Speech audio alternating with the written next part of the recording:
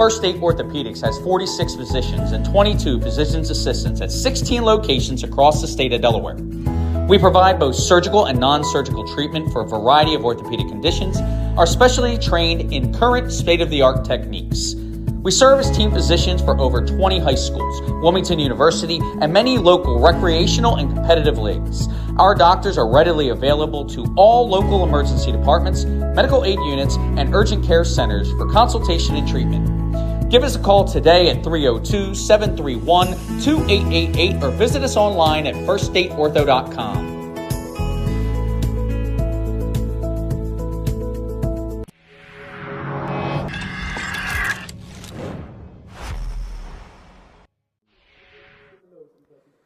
From Ryder Stadium in Camden, Delaware, welcome to 302 Sports First State Ortho Game of the Week. It's live stream.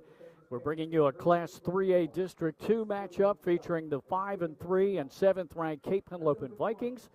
And the home team, Caesar Rodney Riders, also 5-3 and receiving votes in our Super 7. As a matter of fact, they would be right behind Cape in the 8th spot if we took stock of all the teams that we vote on. Good evening, everybody. Glenn Fraser alongside Pat Gariantes with Craig Leskowski on camera. A great night for football. We were unsure about that a couple of days ago, and going into the day, the weather didn't look good, but that system cleared out of here, got up to 70 degrees down here in this area, and actually it hasn't rained here since almost noon. So here we go. Cape is 2-1 in district play. Their only loss in district was to Smyrna, 42-34. The Riders are 1-2, also lost a close game to Smyrna, 22-17, and lost another close one to St. George's Tech.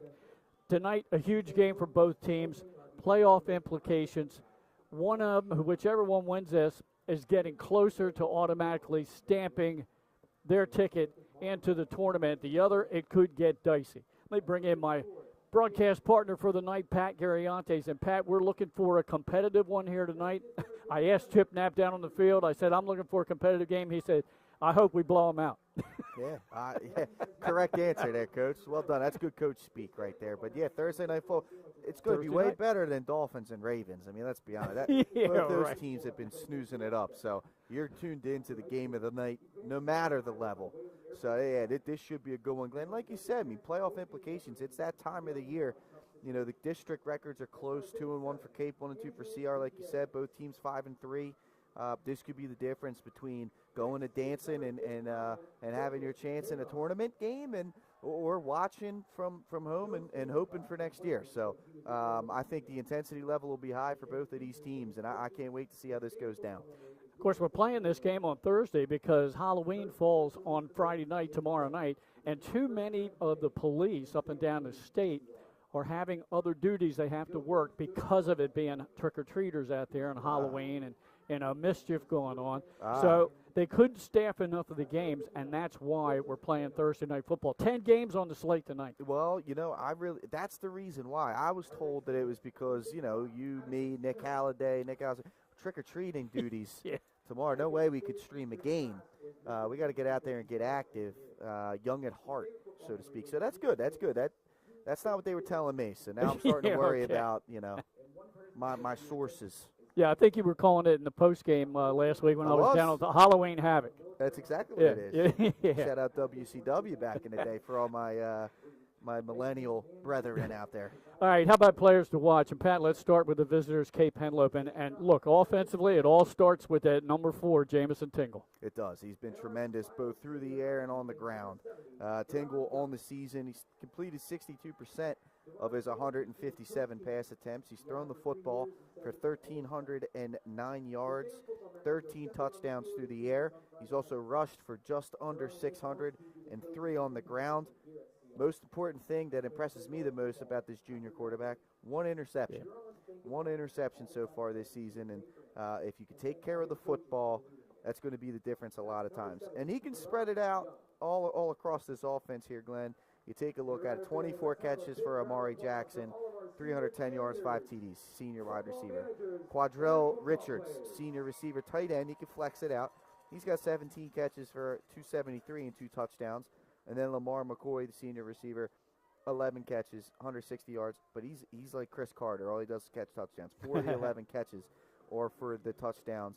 And then he'll mix in the running backs as well. I mean, Ty Handy, he's got 203 receiving yards and a touchdown. Osmir Batson, who's one of his basketball teammates, he's got 121 receiving yards and a touchdown. So he will mix it up. Running game is primarily Batson and Handy. Handy leads the team with 354 yards rushing and 3 touchdowns. Batson's out carried him 41-38, but for only 221 yards, kind of a short yardage type of back, and 5 touchdowns on the ground for him. Pretty stout group up front, Glenn. 3 seniors, Liam Ramsey, Tremaine Batson as the 2 tackles in the center with Robert Payton. And then they're young at guard. Jason Cohen, only a freshman, and Riley Baum, only a sophomore. Hey, they're playing my tune here. Cool to gas. Earth, Wind, and Fire. Earth, Wind, and Fire, September. We got the wrong month. It's almost November, but I love that song. Seen this live.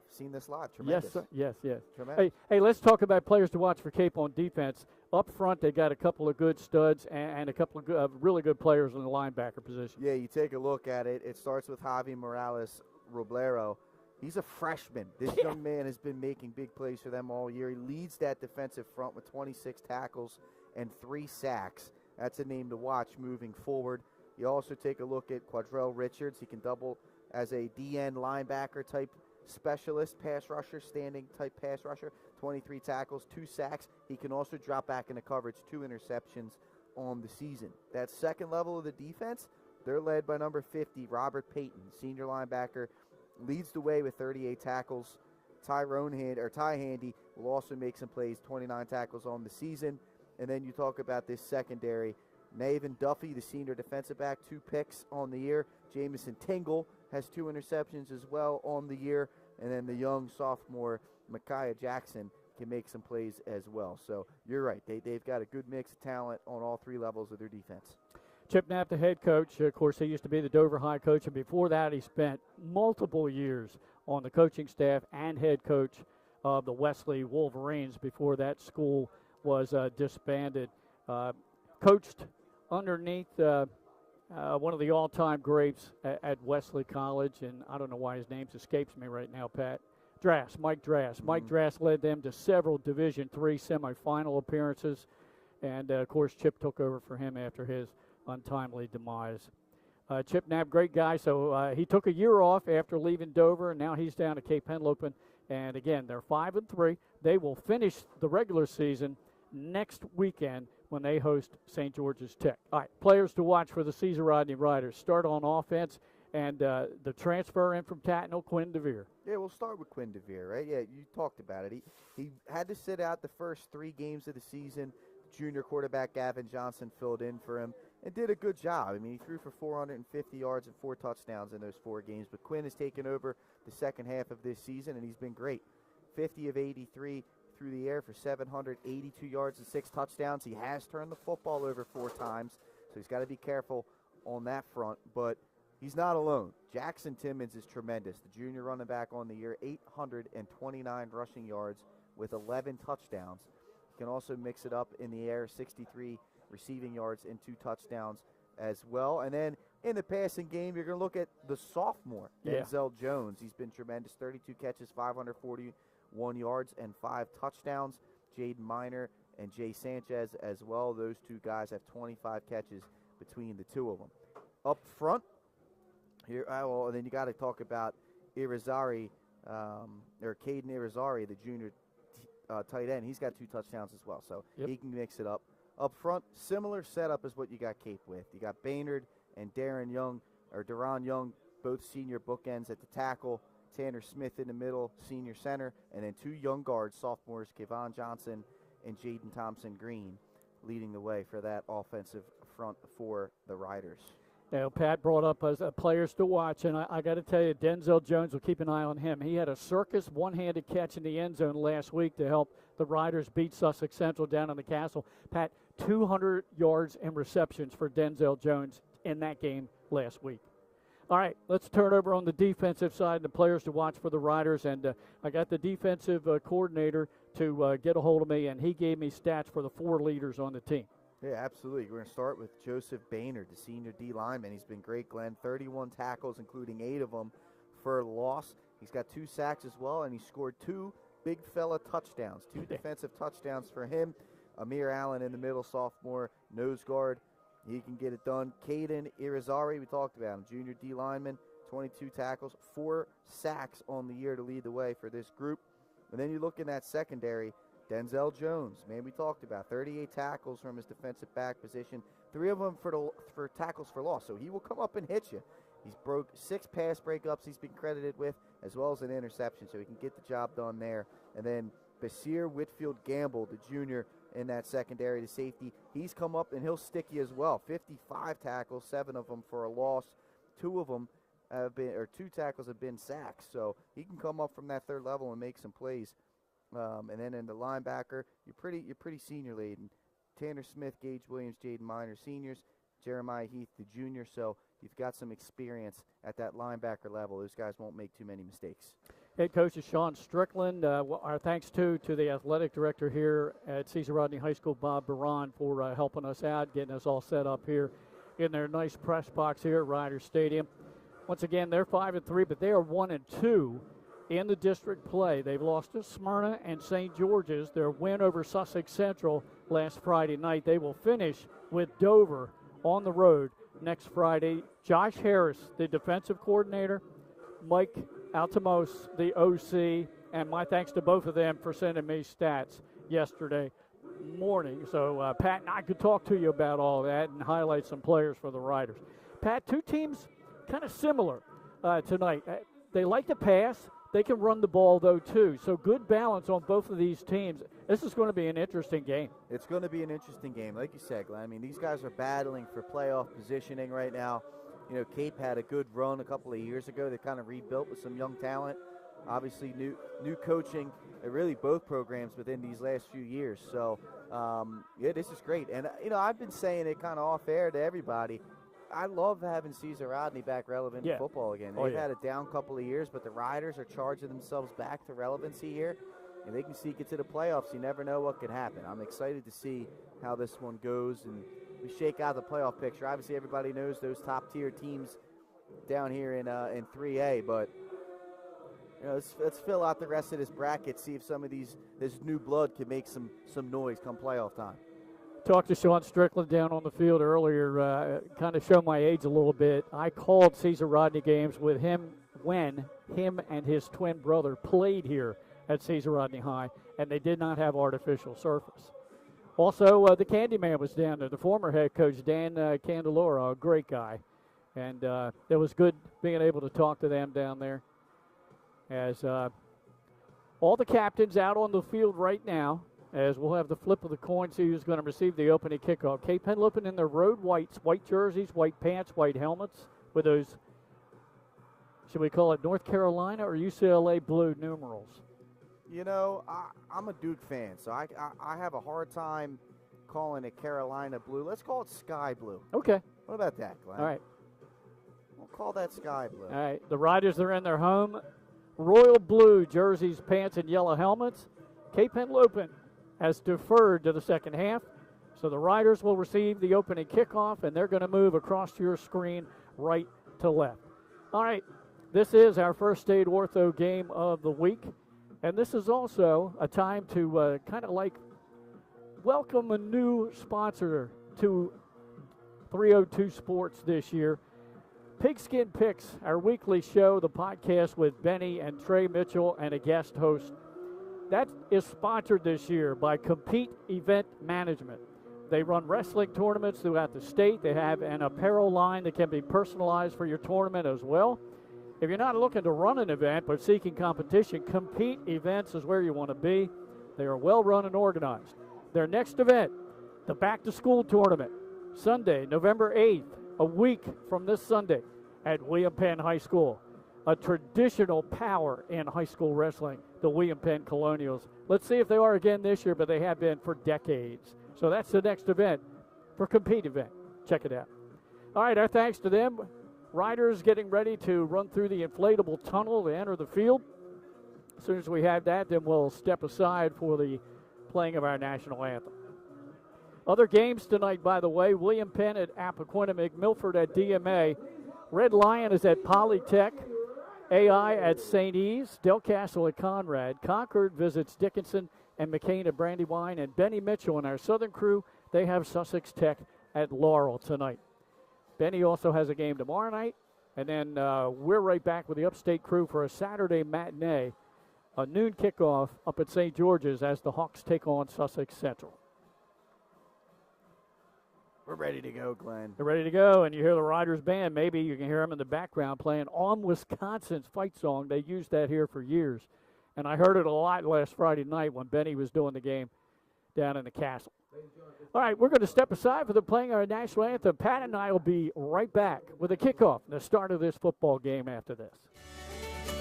Turn your vision into a reality with Capstone Homes Design Center, bringing personalization, luxury, and quality all into one location, where you'll meet with our certified design consultant that'll show you exactly what you're choosing, so you can make the best choice for you when designing your new home. From first home to vacation houses, we build and design homes for everyone. Set up your appointment now and design your dream home today at Capstone Homes.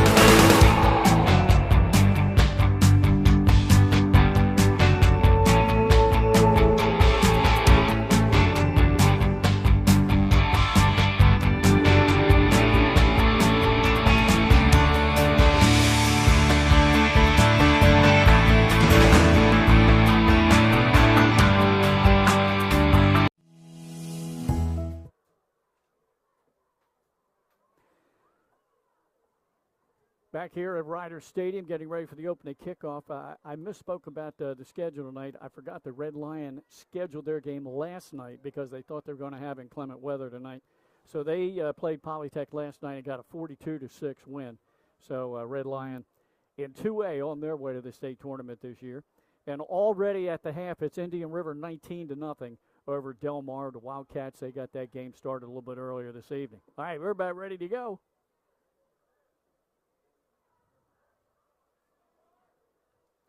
Let's see how this thing goes, Glenn. The Riders will start this one off with the football on the home field. Get our look at Quinn DeVere in his new get up. Yeah. There's our kickoff, line drive, and it will go into the end zone, automatic touchback. Riders will start from their own 20-yard line. And we'll get a quick look at Quinn DeVere, who had to sit out the first 3 games this season. So Gavin Johnson, the junior, quarterback the first 3 games, and the Riders won all 3 of them, I believe. He threw for 58%, 34 out of 59 and 450 yards, and then he gave way to Quinn, who became eligible in Game 4. Jackson Timmons, a feature running back, as Pat mentioned earlier in the pregame, almost 830 yards rushing and 11 rushing touchdowns on the season. Riders has some good wideouts too, including Denzel Jones. And he will split to the top of your screen. DeVere hands off to Timmons. He slipped as he tried to make his cut, but still managed to get good yardage, almost 8-9 yards. It'll be something to keep an eye on, Glenn. Obviously, with heavy rain, while it's a playable surface on this turf, right? It'll be slippery. I mean, the turf does not, while it doesn't mud up, it will be slick. So these players still got to watch their footing despite the artificial surface. So Timmons, good blocking on the right side to spring him loose for an 8-yard pickup, 2nd and 2. DeVere in the gun. Hands off to Timmons again, right up the middle. He delayed nicely to let the blocking develop and got the first down out across the 35. Tell you what, this offensive line for the Riders is opening up a lot of pretty significant sized holes here, those first two runs. That's definitely going to be a sight that Coach Strickland is going to love to see. Yeah, working that right side, that's where sophomore guard Kevon Johnson and senior tackle Joseph Baynard reside. Wide outs top and bottom of your screen. DeVere has Timmons behind him. Play action, throws the slant, tip drill intercepted in midfield. That's a heck of a play right there. Going all the way down inside the 10-yard line. Yeah, it looked like that was number 9, Nevin Duffy, was the player off the tip. The throw was high from DeVere, and you got to give credit right there. Duffy did a good job of getting the football and trying to make something happen afterwards, and sets up this Cape offense with a 1st and goal to start this game off. That's a heck of a start here for the Vikings. Yeah, thanks for picking up the number. I wasn't sure if that was 9 or 8 on the tip drill. It's tough, man. Yep, 5th interception of the year. There was a penalty after the INT. Oh, man, so I take it back. We're not getting 1st and goal. No. Blocking the back. Yep. After the pick, so it looks like they're going to set up. Wow. It happened at the 35 of the Riders, so it's going to go back to the Riders 44. So the pick happened at midfield, a net of 6 yards on the return. All right, here's Jamison Tingle. Let's see how this young is one of the state's top athletes. Yeah. Believe it or not, it's the first time I've seen him on the football field. I've seen him a lot on the basketball court. First Cape game. Yeah, me too. Throws out. Handoff up the middle, nothing there. Riders tackle the ball carrier. Yeah, just nowhere to go right there for. That's Oz Batson. Lost a yard.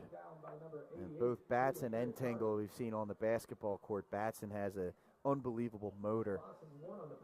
So not surprising to see him have success on the football field as well. Tingle again in the gun. Sends a receiver in motion to the far side. 3 of them out there. Pitch out. They're going to run a sweep to that side. Batson into the secondary. Has a 1st down close to the 32. Good work. Way to get the edge. And Batson, again, using the athleticism to get downfield. Big 1st down run for this Viking offense. Yeah, made up for the last one. 13 yards on that run. 1st and 10 at the Caesar Rodney 32-yard line. Just underway in this one. Cape trying to capitalize on a Rider turnover. Always tough to give the INT to a QB when it's tipped. But that's the way it goes in the books. Batson in motion. Tingle looks at him. Pressure's coming. He just got rid of it in time, and it's caught down at the 20, 15, and out of bounds near the 10. Unbelievable catch right there out of the backfield. That was Quadrell Richards. One-handed snag. The pressure nearly got to Tingle, but he did a good job of staying composed and delivering a catchable football there. That's all a big the way, play. Yeah, down to the 7, 25 yards, and boy, he held on to it as long as he could because there was pressure right in his face. Well, you're looking at it, you're thinking this is a wide receiver screen over here to the sideline, but they did a good job of sneaking Williams into the middle of the field, or Richards, I should say. Yeah, Cordell, yeah. That's a big-time play. All right, 1st and goal from the Rider 7. Little pass. They were trying to set up a middle screen, I think. The receiver was hit immediately down near the 5-yard line. Yeah, not a whole lot of room there. Aiden Lemuth, there just wasn't a whole lot there. Yeah, they got maybe 2. They did get 2 yards. They're going to spot it at the 5. So Tingle 2 for 2 on the drive so far. And it's 2nd and goal from the 5-yard line.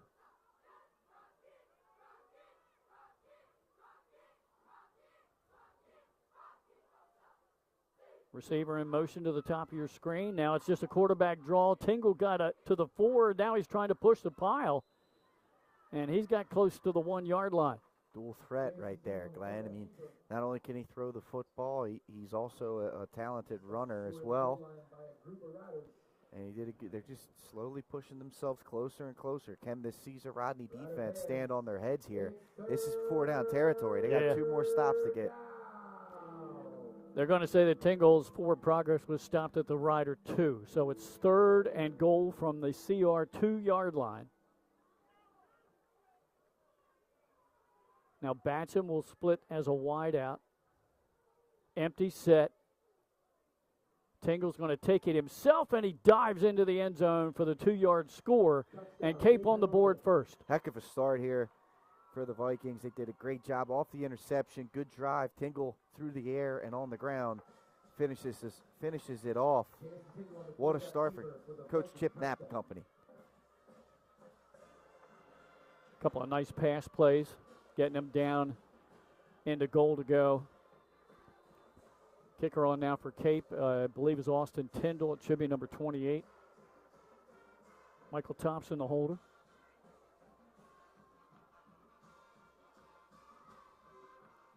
Placement's down, kick on the way, kick is up, and the kick is good. So, Cape Henlopen takes advantage of a turnover, Pat, and they run it right down the field to get the lead. Yeah, great job. And just you got to check all the boxes, every facet of the game. Defense into offense. Heck of a job. A little bit through the air, a little bit on the ground. Good job by that offensive front. And Caesar Rodney did a pretty good job. They made it of difficult. Stopping the run offense, with the exception of the quarterback Tingle. Yeah, they made it difficult. I mean, the big play was the screen pass. Which is an equalizer. Not a whole lot of teams can seem to run effective screen passes in the state of Delaware, so you got to think there wasn't a whole lot of reps done against that kind of play. All right, another kickoff. This one is brought in about the 7-yard line, up to the 15-20, across the 25 and out to the 31-yard line. Nice return by the Riders. All right, Quinn DeVere's got to shake that one off. He's got to come out here. It's the next play mentality. And right off the jump, get this thing going again. The interception, he missed high. Yeah. Got to try and bring that football down a little bit. Saw him in the 1A championship game last year. Had a heck of a game for Tatnall against Indian River. Yeah, down at that level, if you can throw the football around, you've got an advantage. He did. Jackson Timmons lined up behind quarterback Quinn DeVere. DeVere back to pass, looks far side, throws flat. Great throw. Good throw. It looks like he got the completion up to the 40-yard line to Denzel Jones, the sophomore. Yeah, good route by Jones. Perfectly thrown football, and we talked about Jones being the guy to watch in this passing game. He did a good job of catching that football despite pretty good coverage out there by the corner. Yeah, just came up shy of the first down. Going to be second down, about 1.5 yards. Ball ready to the Rider 40-yard line. Jay Sanchez will split to the bottom of your screen. Denzel Jones to the top. See if they go back to the running back here. They do. Jackson Timmons, he weaves his way through the line, got the first down yardage up at the 46. I'm impressed with the way that he waits for the blocking to develop. He doesn't hit the hole too quick. And that's so crucial. You got to wait for your blocks to set up a lot of times. And you think of Levy and Bell, who back in the day for the Pittsburgh Steelers and the Michigan State, he was so good at it. You'd almost get frustrated watching it thinking, man, hit the hole. Like, what are you waiting for? Right. He let those blocks set up, and he was really effective in that way. So a lot of the great backs do that, and that's a good attribute to have. This time, 5 receivers in the set. Back to pass. Pressure's coming. Stepping up. Winding up and throwing over everybody's head incomplete. Now, I don't mind that play. I think that's a pretty good call on second down and short. Yeah, you take a shot there. I mean, that's a good job by Quinn. He's flushed out of the pocket to his non-throwing side. Good coverage by Cape Henlopen. Sometimes throwing the football away is the right play there. Live to play another down, and don't turn the football over. So sometimes a play's a wash. Good job by the quarterback getting that done. Brings up 2nd and 10. 2nd and 10. So they did get the first down on Denzel Jones' catch. I thought they came up short. Handoff to Jackson Timmons right up the middle, this time only a yard. There's not much there on that. Good job by the Cape front. First stop, really, in the running game. Yeah. For them.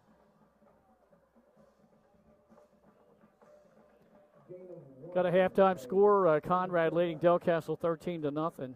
Conrad will clinch the district title in 1A District 2 with a win tonight. And right now they're well on their way. Yeah, they're fun. The Red Wolves team, fun team to watch down there at that level. Seen them play twice this season. Nice win against Newark Charter and tough loss to St. Elizabeth. Stepping up in the pocket, now running, dumps it in the middle of the field, gets his receiver, and then the ball came out incomplete. A tough one. Great throw going against the grain and delivered it right into the chest of Jaden Miner. Unfortunately, the senior just couldn't hold on to that one. And, Pat, it looked like Oz Batson from his linebacker position was the one that broke that pass up. He was right behind him and made it difficult. It looks like there's some rain trickling down onto the field. Uh-oh. Might have to get some plastic out there to our buddy, Craig Leskowski. The good thing is it looks like it's flowing towards the Cape sideline, so maybe Craig's getting a little bit of the protection from the press box. Riders in punt formation, that's Brody Hinkle. Perfect snap by the long snapper. Gets off a high punt, far side. Fielded at the 27-yard line. Spun around and a short return. Cape will start from their own 26-yard line. I don't know if that was Duffy or Handy. I think it was turned. Number 8. I think that was Handy. Even though Cape's wearing white jerseys, they got that light blue numbers, and the fonts are kind of difficult. Vikings will start this drive on their own 26-yard line.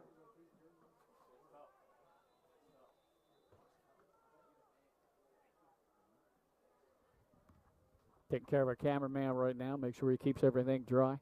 Didn't really see anything on the radar. This must be a little spot here then. It's starting to come down pretty hard, too. Oh. Cape Henlopen with a running play on first down. They got about 4, almost 5 yards.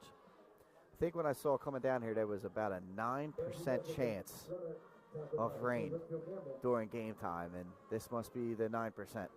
Yeah, right.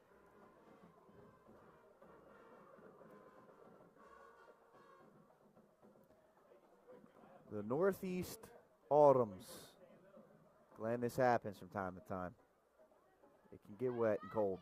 Second down and 5 for the Vikings, already up 7-0. Play action, pass, middle of the field, broken up nicely. Good defense that time by the Riders. Good zip on the throw by Tingle, but that can be a double-edged sword there. Sometimes your intended targets aren't ready for that kind of zip on the football. And that time, Micaiah Jackson just unable to haul that one in across the middle. Elijah McFarland on the pass breakup. Penalty marker. Did they call pass interference on that? They called They pass did. interference on that, Glenn. So got to the defender. That's part of the reason why he didn't catch the football. He got to Jackson a little too early there, and that'll be a 15-yard first down. Clock running. Now stop, 5:14 to go in this opening quarter. I mean, how cool is this picture of the rain through the Coming lights? through those lights, yeah. That's awesome. All right, after the penalty, trips to the bottom of your screen. Read option. Boy, the Riders had that snuffed out. No gain. There's going to be a TFL there. Yeah, nothing to do. Tingle both options were closed off right there, Glenn. And great job by this Riders defense on the read option. That could be a tough play to defend, and they did a good job of it. Looks like a loss of a yard. Oh, we got a Guardian cap down there. Amir Allen. Yeah, how about that? Like that. I've seen a few over the years. Nothing's as great as Romeo Dobbs for the Green Bay Packers. I mean, I've seen that. Is outstanding. Yeah. Empty set for Tingle. Now he brings the wing back in motion. That's handy. He's running the wheel. Has time. Rolls far side. Penalty flag is thrown. He takes it himself. Nice run by Tingle. It's probably going to come back. He's tackled down near the 35 of the Riders, but I think this is going to come back for a hold. There you see the athleticism on Tingle. I mean, this guy looks like he's in the open court making some things happen, and he's tough to defend. Unfortunately, that hold definitely hurt them. I'm feeling that mist coming in here a little bit now, so hopefully we're okay. Yeah, let me take a look at the radar. Yeah, this one coming back for the penalty. Boy, it is raining hard right now, and I really did not see this in the forecast after that system left this area. It's a system, Glenn. I mean, luckily it's not going to last long. Okay. And the heavy stuff, I mean, it looks like it's thunder and lightning. A little bit towards Maryland on us here. Hey, Pat, if we need it, there's some more plastic. You got it, my friend. Penalty yardage stepped off all the way back inside the Cape 35 to the 34-yard line.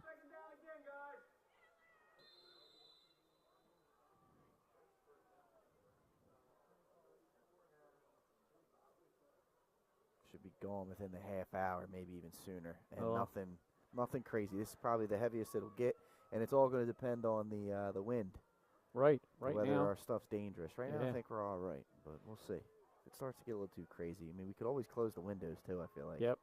Quarterback draw by Tingle. He only got 5 yards of the penalty yardage back up to the 39-yard line.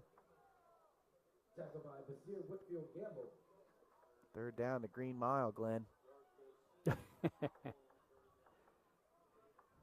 of hands, it's third down. Great third down call here. Yeah. Caesar Rodney. You got to appreciate that. That's our public address announcer, Eric Krause. He's doing a great job. Worked in a little Hell's Bells on the call, too. That's tremendous. High snap. Pressure coming in. Double team on the block. Pass in the middle of the field. Got some of the yardage back, but it's going to be across the 40 to the 44, and it's going to bring up fourth down. Yeah, Tanner Smith, number 52. Great job playing that. Hook the curl. Shout out Nick Alessadrini. He came up and secured the tackle. Great. No yards after the catch at risk there. And good job of taking advantage of the penalty yardage there by the Riders, forcing a punt.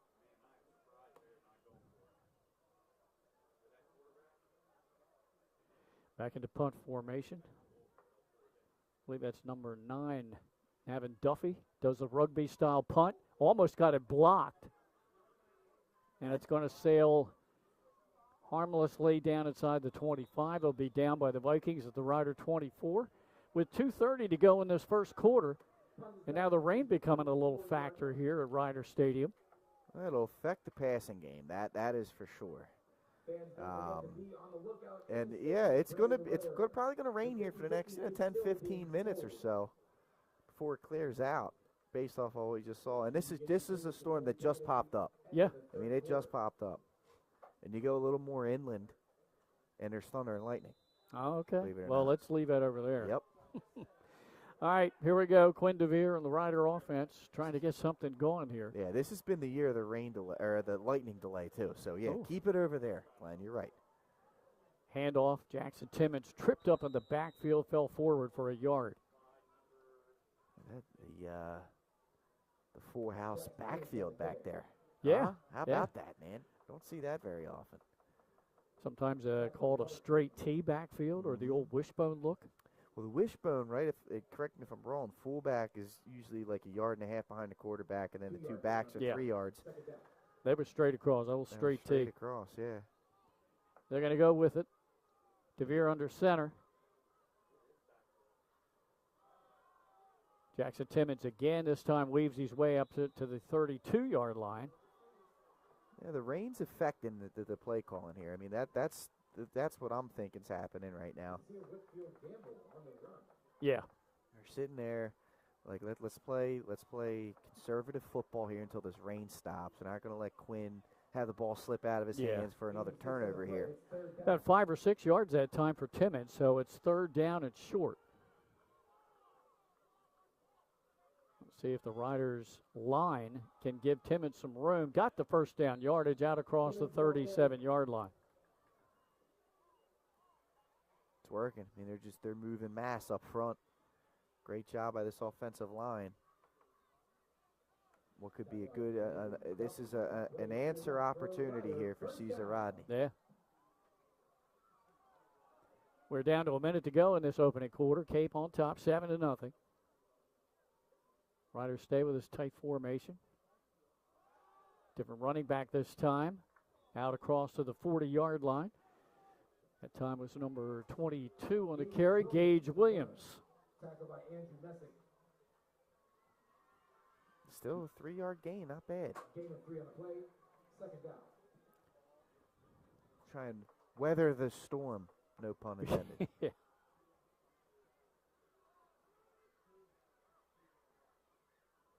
Hand off again, Jackson Timmons, right side.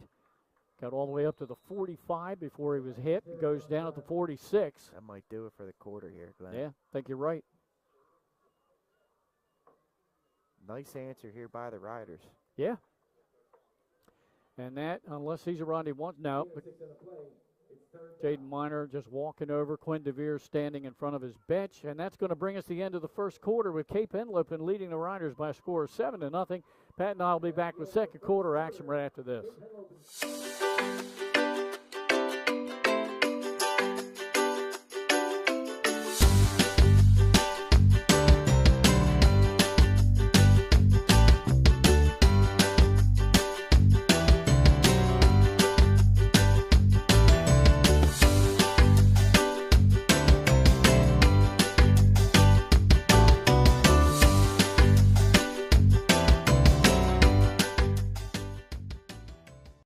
Clubhouse at Baywood is a full-service restaurant and premier wedding and event venue in coastal Delaware. Located just a few miles from Lewis and Rehoboth Beach, this all-inclusive venue features breathtaking views, stunning indoor and outdoor spaces, and a team of professionals to help you plan your dream wedding. From our in-house florist to our award-winning culinary team, we will take care of everything, making sure your day will be one to remember. Reach out today to schedule your tour at Baywood. Glenn Fraser alongside Pat Gariantes. Craig Leskowski on camera for us, doing a yeoman's job because there's nowhere to go. He's out in the open here at Ryder Stadium, but protecting the camera, got the plastic going on down there, and Pat said he looked at the radar, and hopefully this precipitation is out of here in about 10 minutes. All right, here we go. Second quarter's underway. It's third and short for the Riders. Timmons gets it, powers left side, pushes the pile, and then push back. He gained 2, got enough for the first down. Good job right there. Nice push again, just getting just enough. Run blitz by Cape, unable to stop it. And a fresh set of down. Yeah, it's Cape changing up a lot of defensive personnel, too. This is where you take a lot of the D-backs out. Now you're bringing in like extra backers, maybe an extra lineman. Riders stay with a double tight end. DeVere turns. That's number 22 again. Maybe a yard or 2 there on the carry. That was Williams. Tell you what, Gage, bringing the neck roll back. Love it, Gage. Tremendous job. Not a lot of neck rolls anymore, no. Glenn. That's usually the big boy neck roll we're wearing now. You Ray Nitschke back in the day, Green Bay Packers. Sorry, you get the fullback, Lorenzo Neal, Mike Allstott. I love it. Second down and 8.5. Handoff up the middle. Good job powering his way through the midfield. And now there's a takeaway, but I think the officials called the play dead. The forward progress to the 46 of Cape. Dangerous there. I believe that was actually Basir Whitfield Gamble on the carry, tight end. Yep. But you know who would be the I'll tell you who the most appropriate right now neck roll guy would be in the NFL. And unfortunately, unfortunate circumstances hit him. Cam Scatterbo is a neck roll guy. Oh, Scatterbo, yeah. He's a neck roll guy. Yes. He's absolutely a neck roll guy. That's a shame what happened to him. It is. That was tough to watch. Yeah, Basir Whitfield Gamble usually brought in as a blocking back. And now we've got a timeout. Stoppage. What we got here? Official timeout. I'm not sure. It looks like maybe a player uniform violation. Wasn't. Could be. Ready to go. Everybody kind of looking around. Stops the clock with 10:05 to go in the half. The towel on Quinn DeVere's, I mean, that thing is all the way down to his ankles. That's. Oh, yeah. Takes a snap, drops back, looks downfield, lets it fly. Good catch made by Jones. Jones at the 15, the 10, the 5, got the pylon. He's in for the touchdown. What a catch by Jones. I mean, I thought that football was going for the intended target, Elijah McFarland, across the middle. Jones came out of nowhere, high-pointed that ball, and he takes it all the way in. I mean, we talked about this guy in the pregame, Glenn. He's a game breaker, a difference maker, and the sophomore did exactly that. Lived up to the reputation there on that play. What a play there. And the Riders are in business, Glenn. Going for the tie here for Season Rodney. The kicker is Brody Hinkle. Gavin Johnson, the backup quarterback, is the holder. And with the rain coming down, it's important to get off a good snap, and the holder can take care of the ball. Low snap. Got it down. And the kick is good. I don't know how they got that. They converted, Pat, as we keep it right here. It's great execution. As a former placeholder myself, it's never easy out there in wet conditions. That's a heck of a job by that crew, the snapper, the holder, and the kicker. Great execution, and that's an important play. That extra point's huge. Cape got it done before the weather was done. Able to tie this one up at 7. What an answer there by the Riders. Great throw by DeVere after his first pass of the game was off target and intercepted. And, yeah, Denzel Washington, we mentioned him at the top of the broadcast. 541 yards and receptions coming in. Did I say Denzel Washington? That's awesome. Yeah, Denzel Jones. That's great. That's probably who he's named after. 541 reception yards coming in. 200 of that last week against Sussex Central, and now he gets 46 right there. You know, that to me, that says that's a sophomore getting comfortable in his role and starting to get more and more confident in his game. And a lot of times you see these young players, their first half, they might be limited a little bit. They might, be a little bit timid. And then as they grow, I mean, there's a saying that says a freshman's not a freshman by the end of the year. All of a sudden, there you go, same thing with sophomore. I mean, he's playing like an upperclassman out there. That's one heck of a play by Jones right there for the touchdown. All right, ready for the kickoff. Brody Hinkle.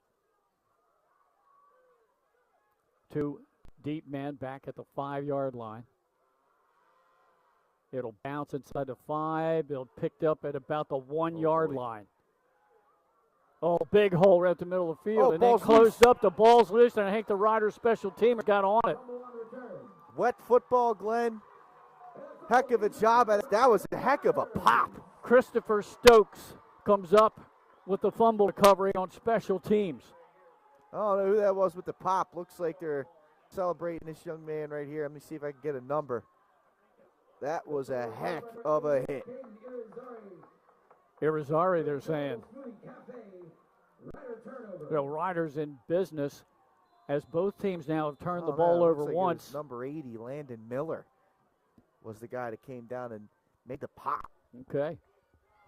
Riders. Shoulder pads on the football. How about this game flipping, Glenn? Yeah, both teams have turned it over. Riders trying to take advantage here.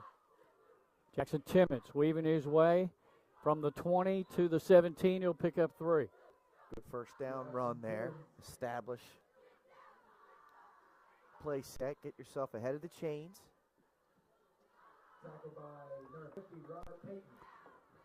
Let's see who the 3 running backs. I think Whitfield Gamble's one of them back there. 3-yard gain on the play, second down. Yes, he's the taller back right in the middle, number 11. Gage Williams as well. And then as we've talked, is his name Jackson Timmons a lot. Back to pass. Oh, he lets it go. He got hit. Catch is made in the back of the end zone, but I think he was out of touchdown. They're going to give it to him. Wow, what a throw. I mean, DeVere took a pop. Yeah, he did. And it's a beautiful pass, and Jaden Miner somehow is able to drag that toe on the back of the end zone before stepping out. Probably didn't get 2 feet down, but you don't need that here in high school. You only need 1. Heck of a job by Miner. What an answer here by the Riders. They flipped this game on its axis here. Man, boy, this game has really turned. It took the Riders less than a minute to capitalize on the fumble on the kickoff return on a 17-yard touchdown pass from Quinn DeVere. As you mentioned, he got leveled right when it left his hands to the back of the end zone to Jaden Miner. Now here's Brody Hinkle. What a job by Miner to get a foot down there. Yeah. Kick on the way. Up and good. Timeout on the field. 8:54 to go in the half. It's 14-7. The Riders on top. And I'll be back after this.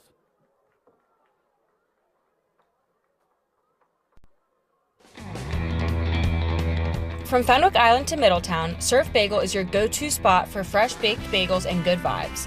We're open daily from 6:30 a.m. to 2 p.m., serving up breakfast and lunch favorites like our specialty wraps, made-to-order salads, tasty smoothies, and locally roasted coffee. Be sure to check out our iconic merch, the perfect way to wear the beach life wherever you go. Dine in and enjoy the beach atmosphere, or grab your order to go and hit the road. We're stoked to serve you soon. Caesar Rodney Riders capitalize on a fumble, special teams recovery on a kickoff, and it takes him just a couple of plays to get in the end zone and take the lead here on senior night. 14-7. Brody Hinkle in to kickoff.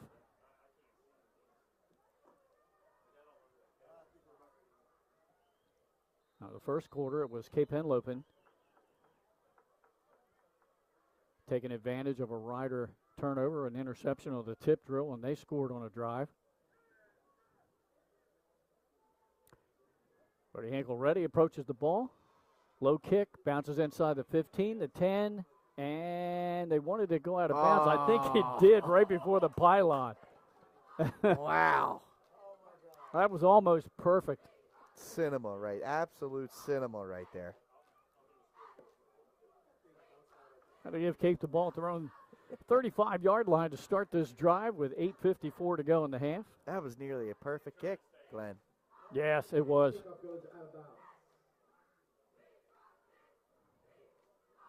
Got a score in the first quarter. The Appoquinimink Jags leading William Penn as expected, 20-0. Still 3 minutes to go in the quarter. Our thanks to Marty Sheehan from the Delaware High School Football Pod for giving us scores.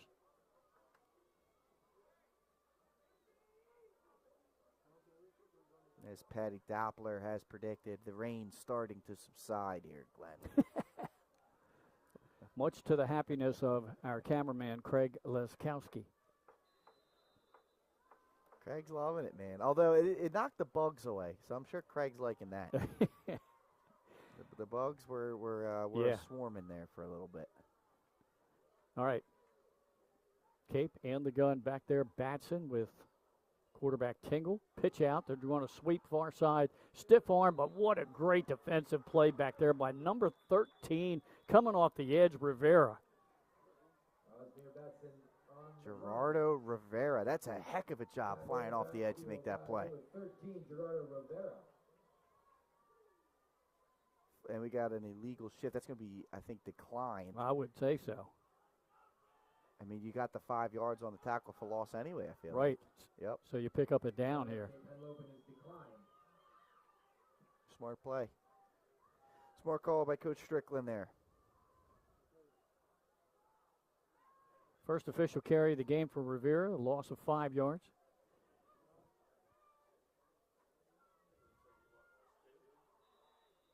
Looks like they're going to give him forward progress, so there was only a 2-yard loss, so second down at 12. I still see a little precip out there. I can look in the lights and see that. A little bit. Much less, though. Craig wants to know, our cameraman wants to know, are there water droplets on the lens? No.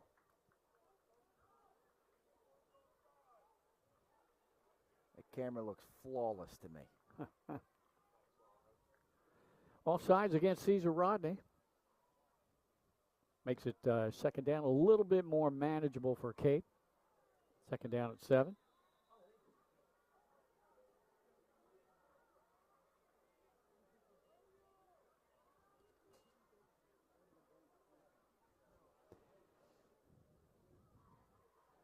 Vikings will bring 2 receivers to the near side. That's Lamar McCoy. And number 3 out there as well. Another receiver in motion. It's a handoff up the middle.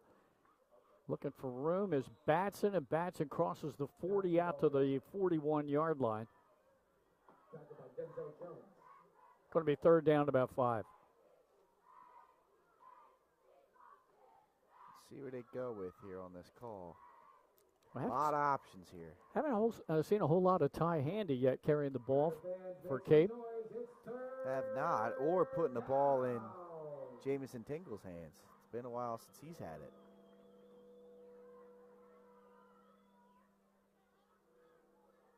Third down, about 4 here for Cape Henlopen.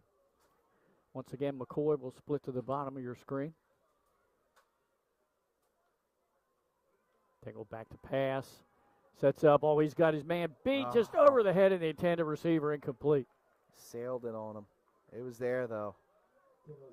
But that's, that's the chance you take right there. You put the ball in your playmaker's hands, Jamison Tingle, and trust that he makes a play. You had it. Just overshot the intended receiver on that play, and now a punt. So Cesar Rodney is in the driver's seat of this game right now. Awaiting the punt.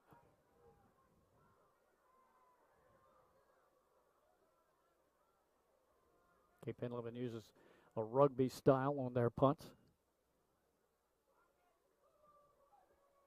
Nice punt, end over end, far side, and will bounce out of bounds. Riders will just let that go out. Looks like they're going to get at their own 21-yard line. Just under 7 minutes to go in the half. Big drive here for both teams in the first half, Pat. Big drive indeed, Glenn. Right now, Cesar Rodney goes down, puts a touchdown on the board. They are in control of this one, up 2 scores. And they've taken advantage of some opportunities the Cape's handed to them. Both teams have. Yeah. The turnover battle has been the difference. Well, since the rain started, the Riders have gone away from their traditional offense. Now it looks like they go back to it. And that rain kind of quieted down a little bit. It's still down. It's still falling. It's just significantly less. Jones splits to the bottom. It's a handoff right up the middle. Gaining 5 yards. Jackson Timmons. Good first down run. Javi Morales-Roblero on the stop for the Vikings. Remember, he came into the night with 26 tackles. Tremendous for again, only a freshman, this young man. Yeah. He leads that defensive front and stops. Denzel Jones split to the bottom. Sanchez to the top. Handoff again to Jackson Timmons, and not much there. Great work by this Cape defense. Still got about 3 yards, though, so yeah. Third down and short here. Yep. Third and about 3. Ty Handy in there on the stop.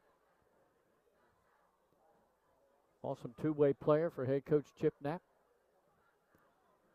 And I'm looking up into the lates here, and I think we still have some light precipitation.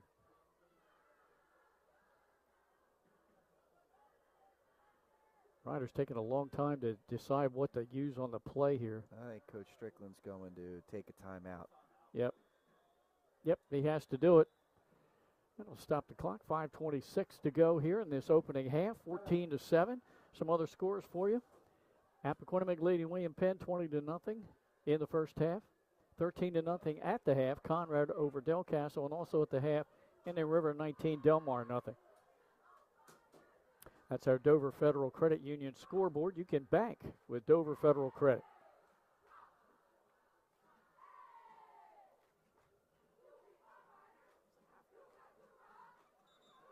Telling me I was low. Oh, okay. You turn me up. Our thanks to the public address announcer here, Mr. Krause. I'll turn myself up.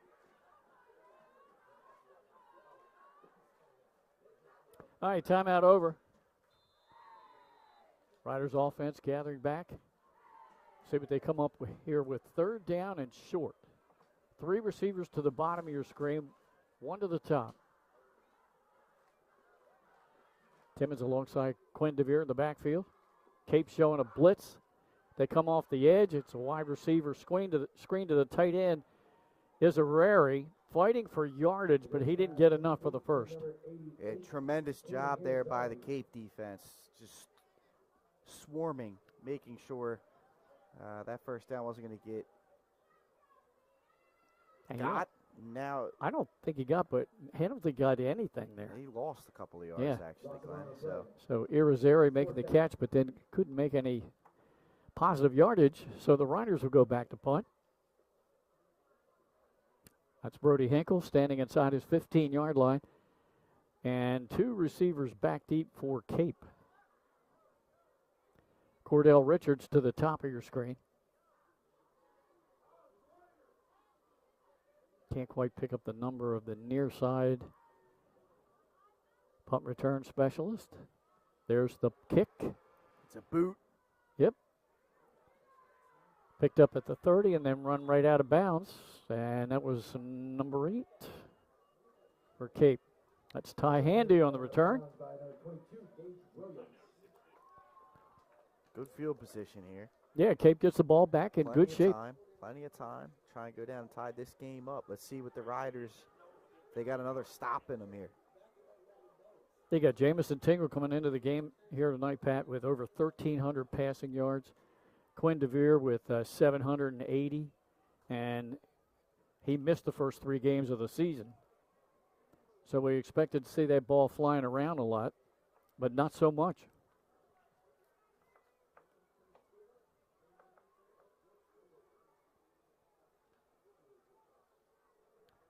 DeVere is 4 out of 7 here in the first half. Of course, for 2 touchdowns.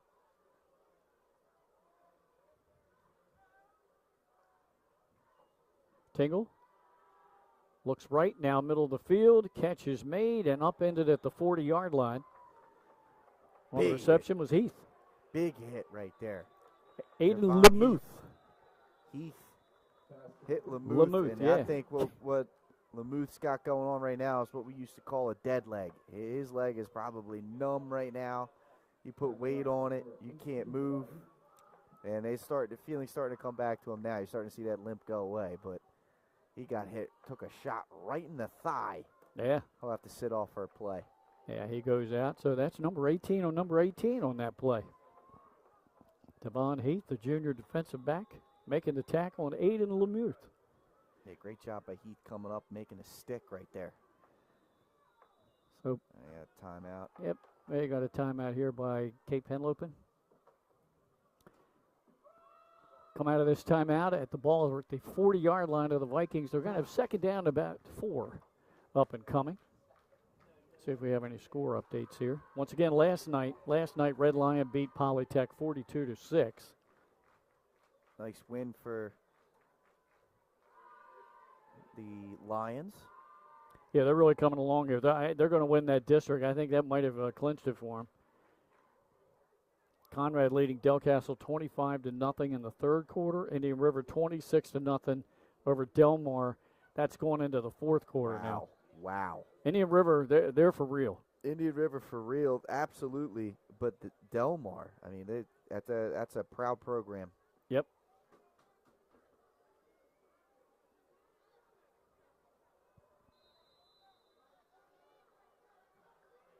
Hopefully we'll have a St. E score update. I got eyes on that game. So we'll see if I get one fed into me or not. Hey, don't forget we got that big Delaware State University game up in Philly tonight. Is it tonight? It's tonight. The Hornets lead Norfolk State 3-0 at the end of the first quarter. Okay. I saw First Take was at Delaware State the other day. That's Coach Michael Vick against Coach Deshaun Jackson. That's right. Handoff right up the middle. Good job by Ty Handy. Upended after he got the first down up at the 47. Tell you what, man, I'm impressed with the Hornets so far this year. Me too. Coach Jackson's got them winning some games and being competitive. That's a good sign. You know, we can have a competitive FBS program and a competitive FCS program, and that's all you can ask for. Bodes well. And the Hornets got a big win last week, upsetting North Carolina Central on the road.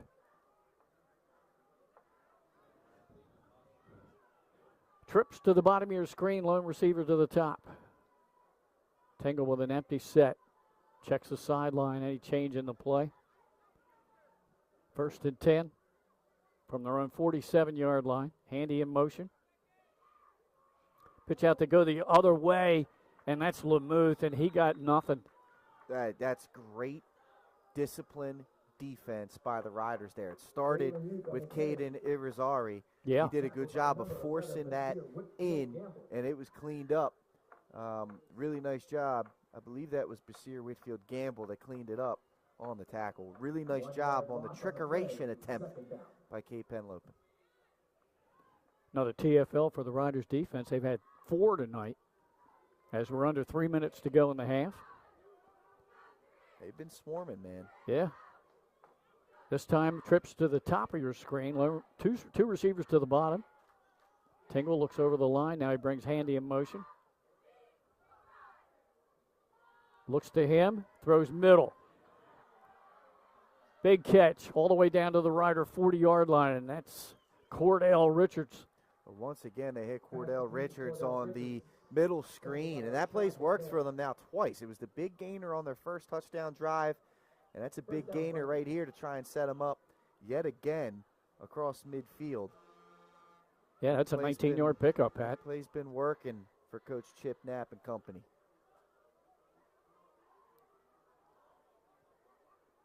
Trips again to the top. Lone receiver to the bottom for Tingle. Drops straight back. Pressure's coming. He unloads it, and it was almost picked. What a job reading the route by Devon Heath. I mean, he smelled that from a mile away. He baited that throw. Yeah. And everything but the catch there. That would have been a pick six easily. Oh, nice yeah. job by Heath. Yeah, that's what we say, jumping the route. Boy, he jumped it. And there was good pressures, too. There was a blitz off the edge, and Tingle had to get rid of it quick. Heath plays both receiver and defensive back. When they go into film session on Monday or something, they'll be like, well, looks like you're going to be a defensive back primarily there, because that's what they say. Yeah. DBs are wide receivers that have trouble catching the football. It'll all be jokes, of course. Right. But that's a tremendous job jumping that route. 2nd down and 10, fake the handoff, Tingle back to pass. Now he has to scramble. He's wrapped up and sacked. Number Charles 71. Johnson. Charles Johnson on the tackle, not the old Eagles wide receiver. Charles Johnson. Did a great job getting back there, and Tingle with his athleticism tried to sneak around, but he was not letting that happen. Takes about a 5-yard loss, so it's going to be 3rd down and 15. Back at the Rider 46-yard line. 90 seconds to go here in the half here. Yeah, moving along. Trips to the top of your screen, lone receiver to the bottom, empty set for Tingle. Drops straight back again, has a little time. Now he scrambles, sets up, pressure's coming, he's hit, shakes that one off, then throws sideline. And we'll have to see if the officials know. They say incomplete pass. What a job here tonight by the Riders, man. They're swarming, Pat. That's a heck of a first half so far for them. Great job defensively. Getting pressure on the quarterback, making some plays in the secondary. And they have a chance, I believe, with one timeout in hand, with 1:10 to go in the half, to potentially score again. Cape receives the second half kickoff. Yes, they deferred, correct. Denzel Jones is back deep. Rugby-style punt made. High punt, a lot of hang time, far side of the field, and will hit and go out of bounds. So with just 1:01 to go in the half, the Riders will get it one more time. Let's see how conservative they'll be offensively, Pat. Rain looks like it's 100% stopped. I'm looking for Denzel Jones, see if he can make another game-changing type play. Cape's got to keep an eye out for number 10 in blue. Riders will take over at their own 30-yard line. That was Navin Duffy, the punter for Cape Henlopen. Now the Riders take over at their own 30-yard line. CR leading 14-7. Sanchez split to the top of your screen. Jones down at the bottom in the slot. And Jackson Timmons behind quarterback Quinn DeVere. DeVere, two-step drop, looks far side, throws a home run ball, looking downfield, jump ball. Oh, almost a fantastic catch by Sanchez. Broken up nicely, though. Good ball. And Sanchez made a nice effort on it. That's just great coverage. Great coverage out there by the Cape secondary. Looked like that was Handy and Duffy both making sure that ball wasn't completed. Incomplete pass stops the clock. 55 seconds to go here in the first half.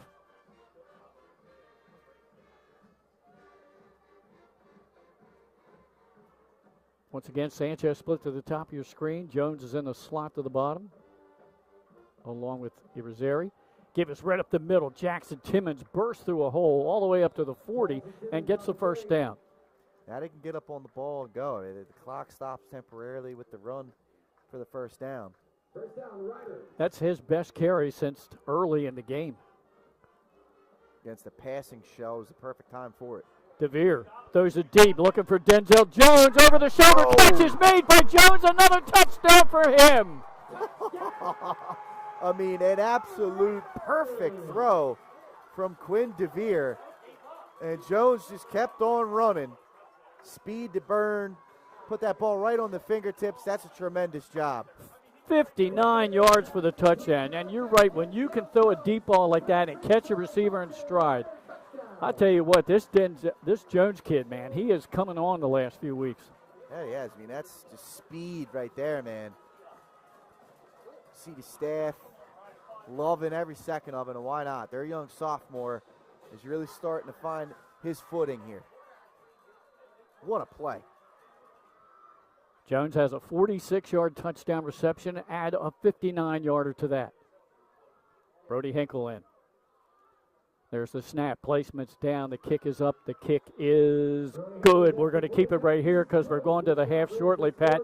21 unanswered points now for Cesar Rodney. Yeah, I mean, they've been great. The offense has figured some things out in the passing game. Cape hasn't been able to swallow up this passing game. We talked about it. You're going to try and target Denzel Jones there, and this guy's on a quite the hot streak right now. And they lined him up in the slot. He did a great job getting behind, and you know, if you're even, you're beat with these fast wide receivers. And as soon as Quinn DeVere saw that he was even with the secondary player and that hips had to turn, he just threw that ball up as far as he could get it, and Jones is fast enough to run up underneath it and catch it. And then he even turned it down a gear and was still pulling away from the defenders. Unbelievable, man. Pat, unofficially, I have him for 3 receptions, 2 of them for touchdowns for 115 yards here in the first half. He had 200 yards in receptions last week down at the Castle. Unbelievable. I'll say this, a lot of wide receiver talent up and down the state. Oh, there is. Yes, second that. Brody Hinkle to kick it off.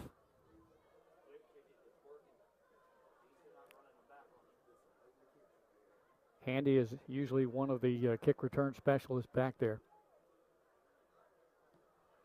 Right down the middle of the field. It's going to bounce and be picked up inside the 10 at the 8-yard line. Good hit by the special teams of the Riders. They didn't let him get much. Over the 15 to maybe, it looks like forward progress to the 20. Yeah, initial hit there by Arshad McNair, number 16, and then cleaned up by some others. That was a great job. I think number 27 there, Jeremiah Heath, was involved at the end. Okay. But that's like the second or third time we've seen Cape bobble the kickoff. Yeah. Well, I think the ball probably still a little slick down there. As you talk about artificial surface, they drain great. And that's one of the major reasons to have it. Doesn't take a whole lot of maintenance. You don't get all the mud and all that, but it can get slick. That it can. All right, let's see what the Vikings do. Down by 2 touchdowns here.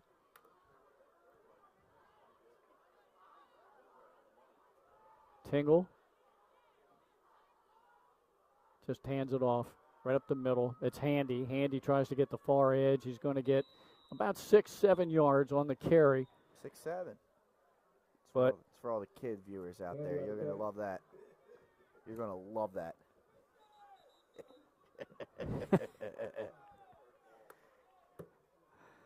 Glenn, you don't know Talk what about you don't know what you just did, Glenn. let's reverse that. Let's do it. How about the 76ers? How about the 76ers, man? I'm loving what I'm seeing from them. I can tell you that. I like that rookie, I'm telling you. Edgecombe? Yes. He's the man, dude. And of course Moxie, he's been on fire. I think we found a winner with Edgecombe. And Maxie's already proved himself to me last couple of years. Oh yeah, he did. And we got an injured player down, so we have an injury timeout with just 19 seconds to go in the half. Yeah, I can't wait to watch Sixers basketball again. I mean, it's like, after last year. Oh, it was such a disappointment. How refreshing has these first couple of games been? And they're only going to get better. I mean, McCain, who was tremendous last year, is coming back potentially tomorrow. He practiced today. Okay. Tomorrow or early next week. The much maligned Paul George. If you can get anything more than just the corpse status of him that you got last year, he'll fit in nicely as well. The big fella gets himself mentally right. Yeah. And he's not worried about his knee on every play. Yeah. They could be dangerous. Hey, got an update for you on our Dover Federal Credit Union scoreboard from Marty Sheehan. DMA has scored 12 points in 10 seconds. And they now lead Milford 18-16, middle of the second quarter. Glenn, that's got to be the fastest kickoff return of all time. It's got to be an onside kick recovery and a bomb. I mean, how does that happen? Right? Yes. Or it's a kick return, it's a touchback, and then a pick six or something. That's unreal. I'm sure we'll get clarification from Marty. There's a handoff again, right side. Running back, thrown back. Nothing there. And then we got a penalty. So I think that was Batson. Let's see what the penalty is. Face mask. Okay. So does this move the ball into Hail Mary territory? Yeah, Marty's hard at it. I see him typing. He's going to give you the explanation. That's why we love Marty Sheehan. Yes.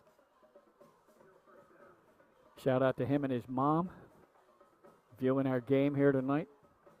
Got to meet him both up close and personal a few weeks ago. That was a thrill. Real treat. Touchdown. Milford fumble on the kickoff. Next play, touchdown run. There you go. There you go. I knew he'd give you. Well, all you had to do was ask. That's all I need from Marty, man. And for that, Marty, I'll give you some entertainment in the second half. I got to think of what I'm going to do. But stay tuned.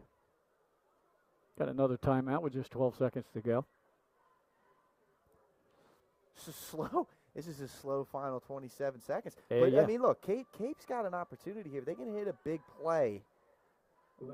They could and get out of bounds. They have a shot to take, one last shot at the end zone here. They can get to be the football at about the 35, 40-yard line on this play. So they can put together a 20-yard play here and just leave and get out of bounds, leave 1 second on the clock. Tengle's got a good enough arm. He could probably get that to the end zone from a 45, 50-yard line. Maybe 50 might be pushing it, but 45-yard line for sure. He's already connected with Cordell Jones for a couple of big pass plays of 19 and 25 yards in the half. There you go, Glenn. You can cross this one off your scoreboard. Saints up 40-8 at halftime over AI. Kind of figured that was going to be the outcome, but there's an official score. Okay. It's good that AI was has that a final? Team. No, that's a halftime score. Oh, my. Okay. I mean, I'm glad that AI has a team. Yes, I'm glad they're playing out the string. DeVere back to pass. Pressure's coming. He steps away from it. Penalty flag is down. Another flag. Throw middle of the field complete up at the 44-yard line. That might do it, though. I mean, this hold here for Cape is going to take the long shot. And that throw didn't even get a first down. So, they'd have been in trouble either way. Yeah, this is going to come back. And it's Sean Strickland kind of out on the field a little bit with the white hat, the head referee, as to they're going to back him up. Barely a second to go here in the first half. That last pass was completed to Lamuth.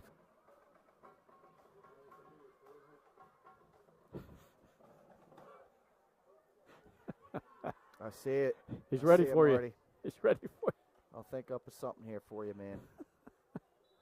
Well, I've been setting you up quite a bit. I'm the straight man tonight. Glenn, you're the Abbott to my Costello. I think that's a good. All right, that finally does it for the first half, Pat. A 21-7 lead for the Riders. They score all 3 touchdowns in the second quarter. We'll be back about midway through the halftime period and talk about the state tournament that's up and coming. Yep. You have our unofficial stats and other scores from around the state. We'll do all that in a few minutes. Turn your vision into a reality with Capstone Homes Design Center, bringing personalization, luxury, and quality all into one location, where you'll meet with our certified design consultant that'll show you exactly what you're choosing, so you can make the best choice for you when designing your new home. From first home to vacation houses, we build and design homes for everyone. Set up your appointment now and design your dream home today at Capstone Home.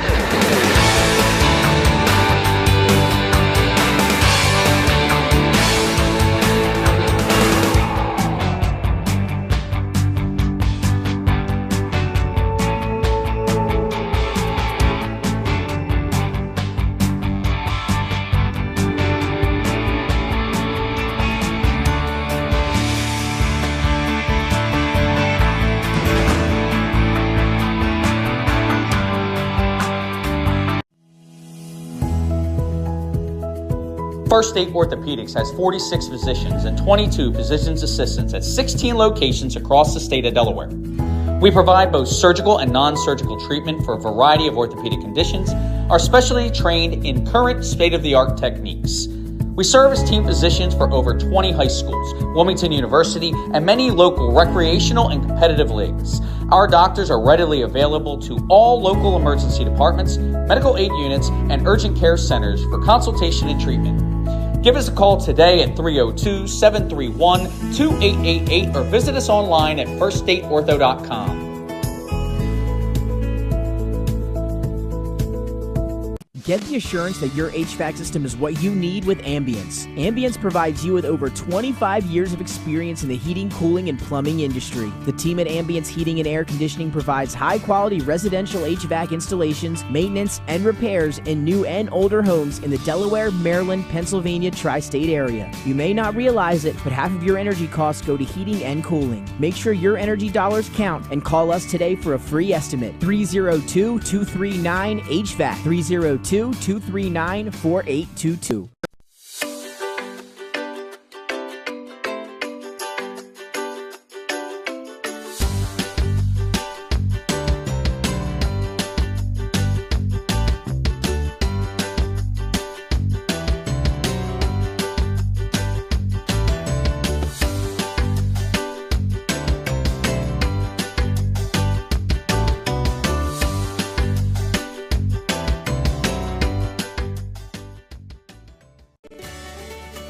Turn your vision into a reality with Capstone Homes Design Center, bringing personalization, luxury, and quality all into one location, where you'll meet with our certified design consultant that'll show you exactly what you're choosing, so you can make the best choice for you when designing your new home. From first home to vacation houses, we build and design homes for everyone. Set up your appointment now and design your dream home today at Capstone Homes. Wraps, signs, banners, and promotional items that can help your business stand out from the rest. Looking for an excellent way to convey a professional image? Customized promotional products are the perfect way to target new customers, increase employee retention, and boost your brand awareness. Let the professionals at Cassidy Graphics bring your advertising ideas to life. Give them a call today at 302-326-2412. Again, that number is 302-326-2412. Again, Cassidy Graphics brings your advertising ideas to life.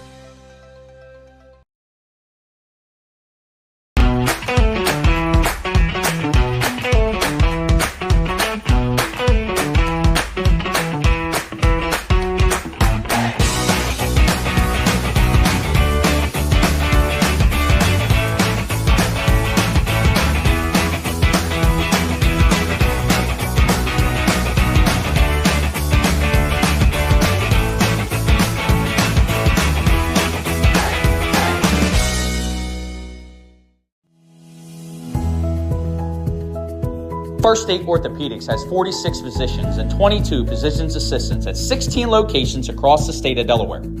We provide both surgical and non-surgical treatment for a variety of orthopedic conditions, are specially trained in current state-of-the-art techniques. We serve as team physicians for over 20 high schools, Wilmington University, and many local recreational and competitive leagues. Our doctors are readily available to all local emergency departments, medical aid units, and urgent care centers for consultation and treatment. Give us a call today at 302-731-2888 or visit us online at firststateortho.com.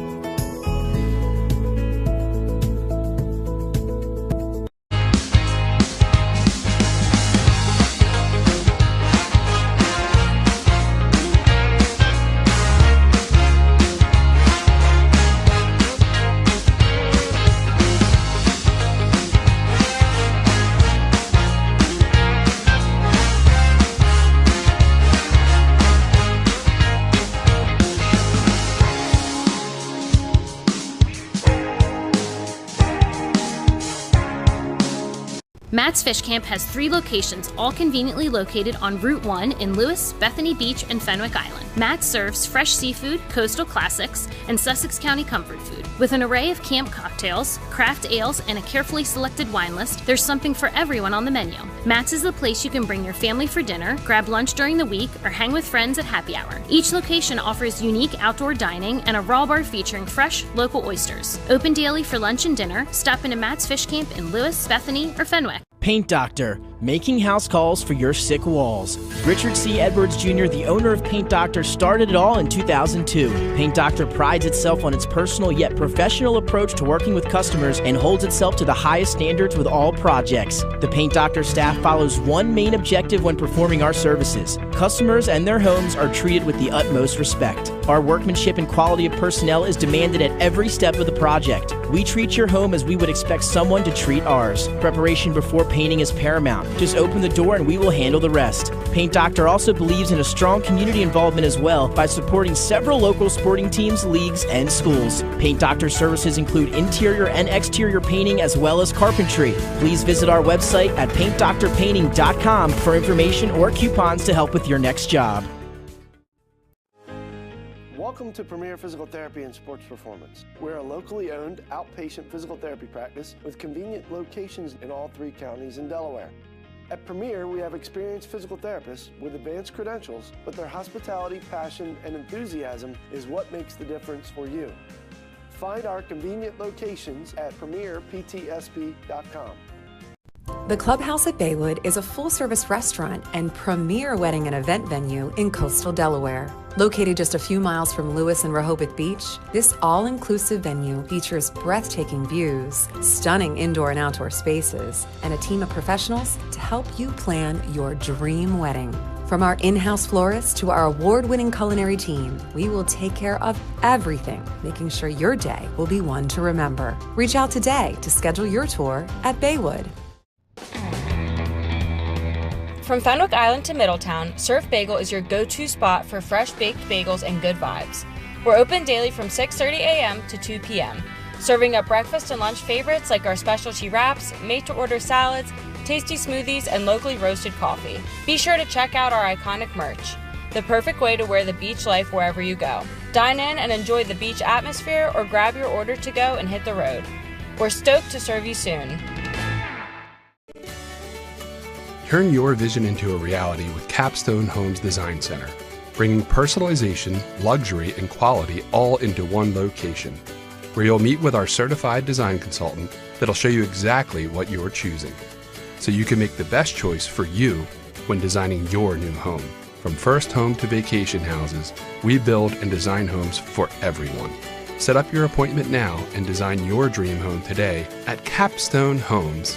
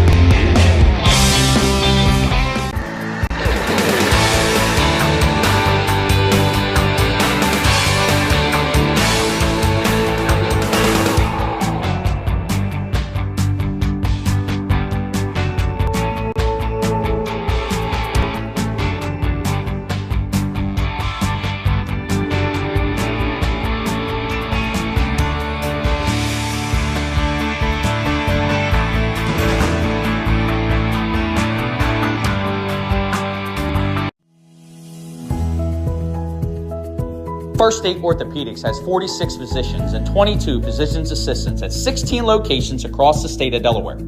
We provide both surgical and non-surgical treatment for a variety of orthopedic conditions, are specially trained in current state-of-the-art techniques. We serve as team physicians for over 20 high schools, Wilmington University, and many local recreational and competitive leagues.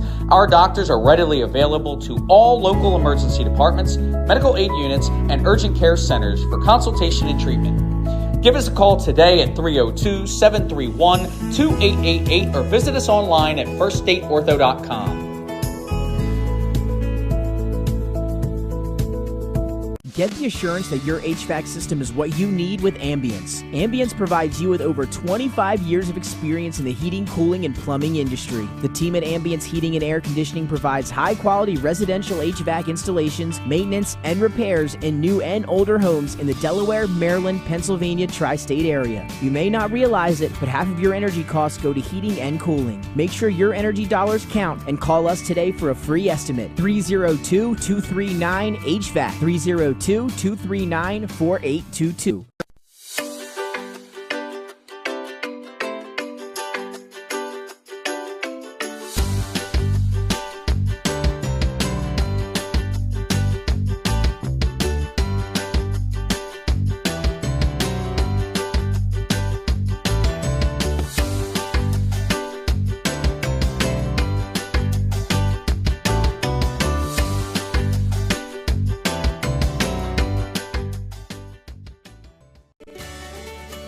Turn your vision into a reality with Capstone Homes Design Center, bringing personalization, luxury, and quality all into one location, where you'll meet with our certified design consultant that'll show you exactly what you're choosing, so you can make the best choice for you when designing your new home.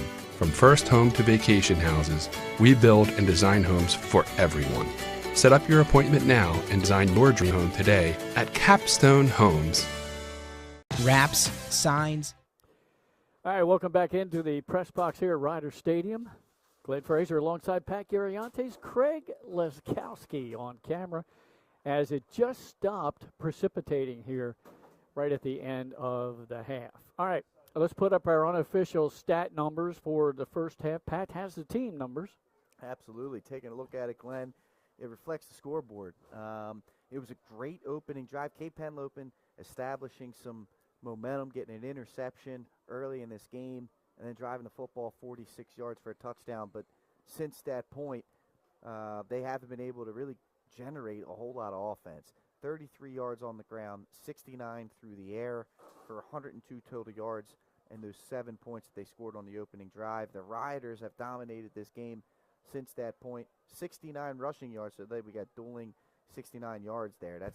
That's always, whenever you get both teams getting the same amount of total there, you got to love some parity. 132 through the air. Quinn DeVere has been great.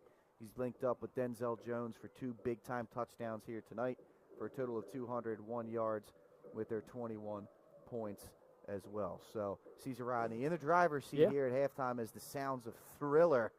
Yeah, right. Darkness crawls across the land. Yeah, there you go, with Marty. Halloween coming up tomorrow night, huh? Midnight hour. Close. All right, Pat had the team numbers individually for Cape Henlopen. The leading rusher was Batson, 4 carries for 16. Handy had 2 for 14, and that was about it. Passing, Tingle was 6 out of 9 for 69 yards, and 2 of those nice receptions were hauled in by Cordell Richards. For Cesar Rodney, leading the way on the ground as expected. Jackson Timmons, 13 carries, 61 yards. And then passing, Quinn DeVere, 5 out of 9, 132 yards, 2 touchdowns and a pick, and that was on a tip drill as he's connected 3 of those 5 times with Denzel Jones. Denzel having a night as he has hit him in stride for 2 touchdowns. All right, there's our unofficial stats for the first half. The scoring plays, Cape scored first. They scored the only touchdown of the first quarter. Just under 8 minutes to go, a 2-yard run by Tingle. That followed the pick by Cape on the turnover. Kick was good, 7-0. Then the Riders scored 3 times in the second quarter.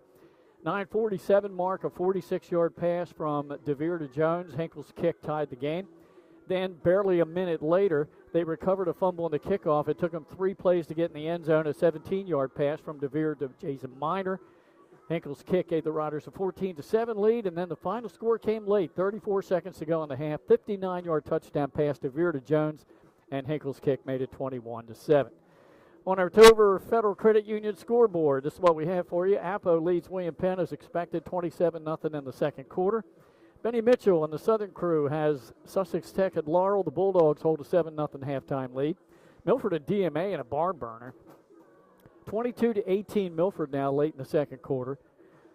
St. Elizabeth 40-8 over St. E's at the half, running clock second half on that one. Conrad 25-0 going into the fourth quarter over Dale Castle. Concord beat Dickinson 35-0, and Indian River in the fourth quarter was leading Delmar 26-0. Hey, we got to give this score too, huh? We've got head coach Deshaun Jackson coaching in Philly tonight against former teammate on the Eagles, quarterback Michael Vick. And right now, Jackson having the best of it. The Hornets are up 10-6 in the second quarter. How about that? Love that. Love to hear that. Hornets flying high, man. They've been good under Coach D. Jacks. All right, Pat. Hey, this is the penultimate week in high school football. 1 week in the regular season left. And Smyrna Eagles, if they can beat Dover, that game is scheduled for Saturday. Originally for Friday, got moved. If Smyrna wins that game, they will clinch District 2 and Class 3A. And Middletown's in the driver's seat after beating Salesianum last week in District 1 of 3A. So it looks like, unless something crazy happens, which could, Apo plays Middletown next week. We'll have that game for you. If Apo wins, there'll be a three-way tie for first. Middletown, Sally's, Apo, and it's happened a couple of times already in the last few years. Yeah, I mean, it could happen. And you got elite talent on that Apo side and some ballers for sure. The game – where that game's going to come down to is on the offensive and defensive lines. That's how Salesianum was able to put an absolute hurting on the Apo Jaguars. Is they Desai Drummond just had no time to throw the football for 75% of his dropbacks. If Middletown can generate the same level of pass rush, they can get it. They can kind of thwart the passing attack of that Jaguar offense. And the same thing on the defensive side of the football. I mean, if they can establish the running game with their strong offensive line and 3 elite running backs that Middletown has, not to mention the passing game, Darian Cunningham's got his feet back. He can run the football from the pocket. And obviously they've got Pope and some of those other guys from the wide receiving core. Jack Wilson on defense. Jack Wilson, that's what I'm saying. So that could be an interesting game, but Middletown in the driver's seat for sure. We'll see how that one ends up, Glenn. And then obviously on the other side of the district, Smyrna in the driver's seat there. How about this one? Not one team will finish the year out with less than 2 or 3 losses. In 3A, yeah. In 3A. Yep. And that's because of the out-of-state opponents that the top half of the rankings have played. But it should be a fun one. And these two teams playing here tonight, hey, the winner is in a good position to make the tournament. Even the loser could be okay, but you don't want, to have it go to that final week before you find out. Let's switch up to 2A because the only 3 undefeated teams in the state that are left are all in 2A. They are. 2 of them in the same district. That District 3 is going to be an absolute fun one to watch with Lake and Indian River. Indian River on their way to another victory here tonight. Yeah, and Indian River, too, with Delmar. So that's going to be one to keep an eye on as well. Sussex Tech, their only losses have been within the district. They're at 6-2. They've been strong. Red Lion, they've earned themselves another win, so I believe I think they've clinched. So they're 4-0. They've won. They'll be a 7-win team. Odessa is sitting pretty. DMA has an opportunity, and St. Mark's. I mean, those 3 teams at 2-1. We'll see what happens, how this shakes out in these last 2 weeks.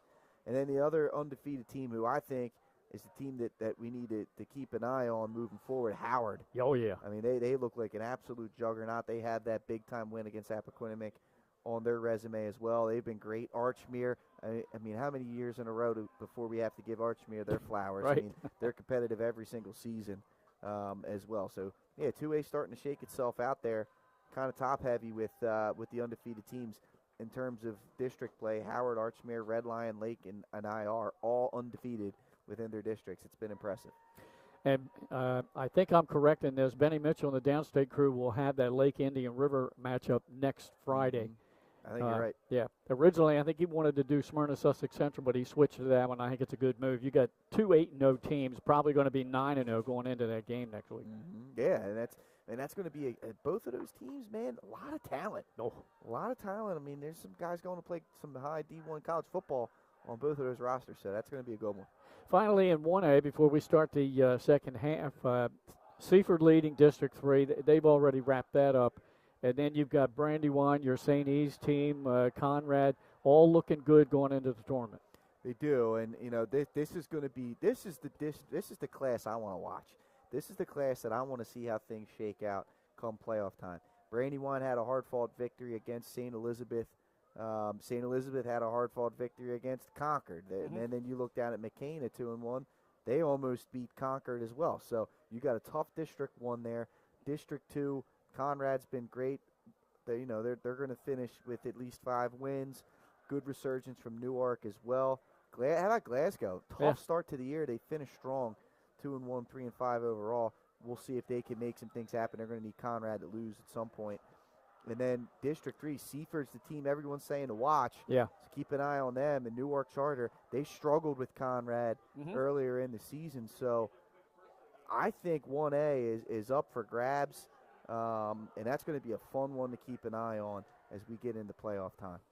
All right, that's our look at the tournament picture as it stands right now as we're just about ready to get underway in the second half. See what kind of adjustments these two teams have made. Want to once again give a little shout out to one of our new sponsors this year, Benny Mitchell and his son Trey Mitchell. They put on a show every week called Pigskin Picks, and the weekly show this year is being presented and sponsored by Compete Event Management. They run wrestling tournaments throughout the state, have an apparel line that can be personalized for your tournament. If you don't want to run an event but you're seeking competition, Compete Events is where you want to be. They are well run and organized.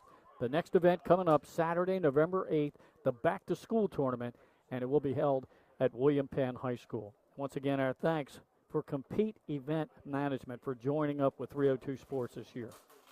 Yeah, it's great to have them on board, Glenn. All right, just about ready to go. Brody Hinkle teeing it up. Getting ready to kick off to Cape Henlopen Vikings.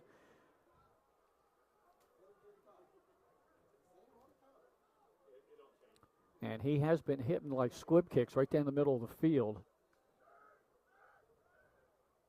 Boy, he's got some lungs. Could hear him up here. He let that one rip. With the headset on. Taking it at the 6-yard line. Straight up middle of the field. The 20 hit at the 24. And we'll go across to the 25-yard line. Going to mark it down at the 27. We got a penalty marker right at the 20. Dirty laundry on the field, Glenn. Block in the back. This is going to come back. I mean, Cape's got to clean this up, Glenn. Yeah. I mean, they've got to clean it up here desperately. This game's at hand. They've got to, or at risk, I should say. It's not in hand. They need to get the cobwebs cleared out and come together with a good drive because this Riders team is hot right now, and that's not a good start to the half. This is going to back the Vikings up deep in their own end. So the flag was thrown at the 32. That's where they'll march off the penalty yardage inside the 20 and down to the 17-yard line. So that's where the Vikings will start. Jamison Tingle. I think you got to put the ball in his hands and let him go to work.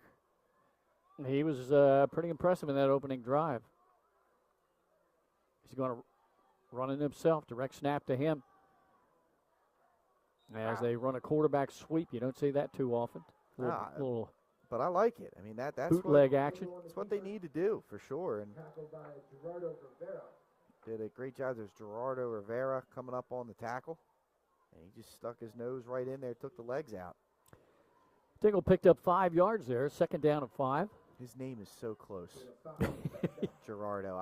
I know, isn't it? I've had to stop myself from Geraldo. When I was typing up the info for the board, I said, uh-oh, we're going to have a problem with that. Again, Rivera. I love it, man. Yeah. He's not a very big guy, and he doesn't try to challenge you up top. He takes the legs out 2 plays in a row. Nice hit by Rivera. For negative yardage. And then we have a Cape player down. Yeah, it was the receiver on that play, and Rivera got him. That's one of those we call a dead leg, man. hits you right in the thigh, and it just gives out on you, man. It hurts. Got an injury timeout down on the field. Well, we do. Let's check and see if we have any scoring updates. I don't think I see anything coming we got across. One from the fourth best game tonight, which is Laurel leads Sussex Tech now 14-0 in the third quarter. That's Benny Mitchell's game. Dolphins up 3-0 on the Baltimore Ravens. Yeah, they kind of got better last week. Who did? The Ravens. I know. I got them wrong in my work pick'em league, man. Wasn't anticipating Snoop to do what Snoop did, man. He was great for them. Is Lamar back tonight? Not sure. I can't remember if it was tonight or next week. Let's see. Injured player is just now being taken off the field. The Milford DMA game is finally at the half. It's 22-18 Milford. So Buccaneers trying to pull a little upset tonight. Lamar is back. Lamar is back tonight. Big third down, Glenn. Empty set. Tingle back, has time. Now he's being pressured. He gets away. Middle of the field again, and he completes the pass. I believe that was to Lamuth. Oh, it was. Great job finding. Way to extend the play. Great protection by his offensive line. And Lamuth just found a soft spot in the zone. That's a nice play there by that Cape Henlopen offense. They get a big first down right there on third down in about 5. 12-yard pickup. Moves the chains. 2 receivers this time to the bottom of your screen. Handoff, right up the middle. That's Batson. Osmeer gets up to the 40-yard line. It looked like one of those dangerous hip drop tackles. Good to see Batson get up there. That's a nice first down run there for Cape. Maybe their offense starting to find some things here. 6-yard pickup on first down. Second down at 4 coming up. 6-yard gain on the play. Second down. We have another game coming up for you on Saturday. Got a matinee event for you. Noon kickoff. Big noon kickoff? Just below the C&D Canal, or the ditch as Benny Mitchell likes to call it. St. George is hosting Sussex Central. Handoff again, up the middle. Batson again. Very close to a first down. We had an old school crack block right there, man. I haven't seen one of those in a long time. They brought Cordell Richards in from the slot, and he set the edge on the defensive end right there to set up the big play, and that's going to be a first down. Yep, there. Took a look, going to give him the first down. Like a good color analyst should, Pat, picking up on those defensive hits. Hey, man, you got to do what I can. I thought for a second there, Glenn, I thought you were going like a good neighbor. State Farm is there. Yeah, they're not a sponsor yet. They're not. They're not. We're working on that. Hey, for them, I'll wear khakis. You know? Oh, we've got some movement up front. Penalty flag thrown by the side judge. Got encroachment here. Yep. 5 yards against the Riders. Puts the ball up near midfield. First down at 5 for Cape Henlopen. Opening drive of the second half. Vikings trying to get in the end zone like they did in the first quarter and slice into this lead. They trail 21-7. Tingle, straight back, pass, pressures, coming, he's wrapped up. What a job to fight his block off by Irizarry and then get the sack. Great job, Irizarry, and there looks like there's another penalty marker on the field, though. Let's see what this is, Glenn. Maybe a hold, we'll see. Hold on the offense. It's declined because they got the 10-yard sack anyway. Yeah. Irizarry did such a great job. He just pushed his blocker all the way back to Tingle and then wrapped him up. Second big sack of the game for the Riders. First one of the night was Charles Johnson, the sophomore. Hey, when they've needed a play, they've made it so far tonight. This is an impressive performance so far here by this Caesar Rodney team. In every facet of the game, they've been impressive. Big second down and long coming up here. Ball back at the 39. Tingle looking to pass. Pressure comes right up the middle. He runs for his life. Sidesteps one defender at the 40, gets up to the 45, and down at the 47-yard line. I mean, you can just see the athleticism and the mobility from Tingle. I mean, he could have been dead to rights 3 different times, and he turned nothing into something right there. And it brings up a 3rd down and manageable now because of it. It's like about 3rd and 7.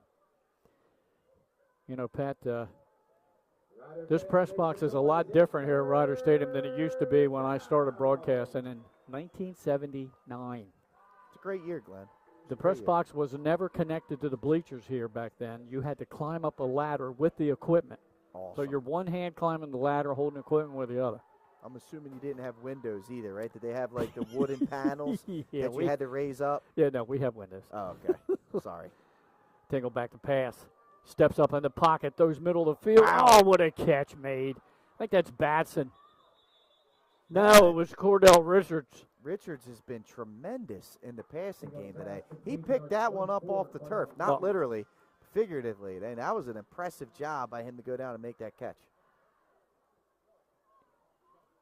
That play goes for Henlopen, first down. It's a big play right there for the Vikings. They needed that one. Richards, it's almost every night, every catch he's made has been the middle of the field, finding a hole in the zone, and he's the check down guy. And when Tingle gets in trouble, that's who he looks for, and he's found him tonight. Handoff right up the middle. Breaking one tackle. That's Batson, breaks another. He's down inside the 30, close to the 25. Defense is starting to leak a little bit. For the first time tonight, Cape has been able to put together an extensive drive that's not on a short field. It's about a 12-yard pickup there by Batson. Best run of the day for Batson, I feel like. Yeah. First and 10, just outside the Ryder 25. Again, this is the initial drive of the 3rd quarter. Fake to Batson. Tingle takes it himself. Spin move. Got a couple of yards down to the Ryder 23.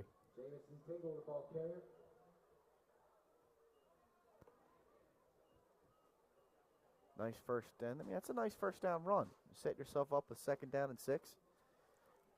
You know, I mean, that's what you love. 4 to 5 yards on first down is always kind of the goal. Time-consuming drive here, Pat. It's eaten up 6 minutes so far on the clock.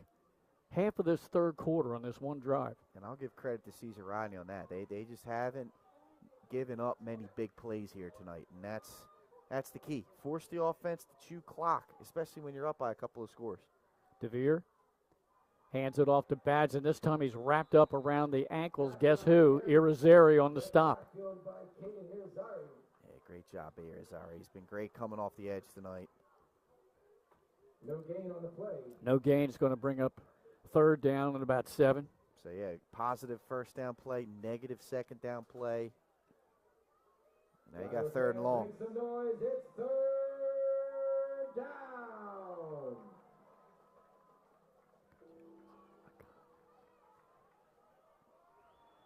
DeVere looks over the defense. Takes the high snap, fakes it, he's back to pass. Pressure was in his face, and he's going to go down. And again, that was Irizarry who got in there first. Irizarry did everything right except for jump. Yeah. If he stayed on his feet right there, he had a nice sack in the backfield. I understand it's tough, and your eyes get all big. You want to swat that pass down. Nonetheless, he had help, and he'll set up a 4th down here. DeVere picked up a couple, so it's going to be 4th down, about 4, maybe 5. Ball resting at the Tingle, excuse me, not DeVere. Fans get loud. It's 4th down. It's a big play, Glenn. I mean, they've had a few of them here. They've executed on the previous 3rd downs. This is the first 4th down opportunity. Do they got one more in them? Tingle back to pass, rolls far side.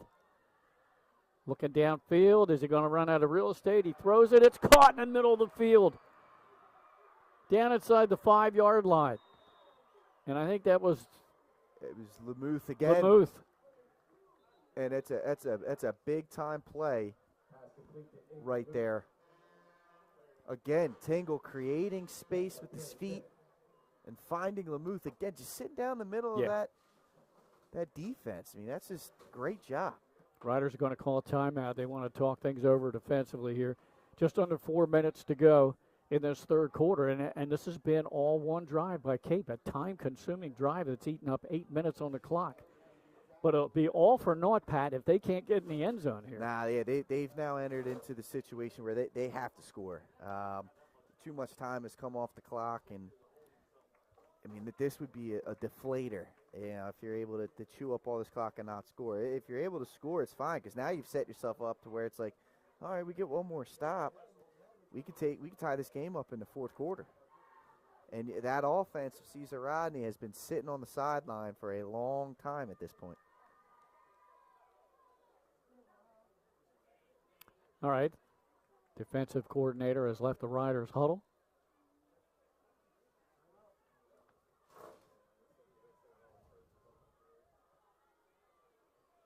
Waiting for the Cape Henlopen Vikings to come back to the field, and here they come. First and goal at the 4-yard line. Tingle has Oz Batson in the backfield with him. McCoy in motion. Hand off to Batson, started right, cuts it back on the middle of the field, and he got all the way down close to the 1. It's a good run.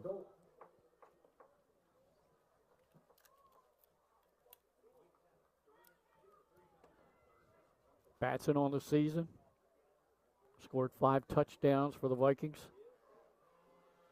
And this is just a great, well-executed drive by Cape. And, 2 third downs, a 4th down. Yeah.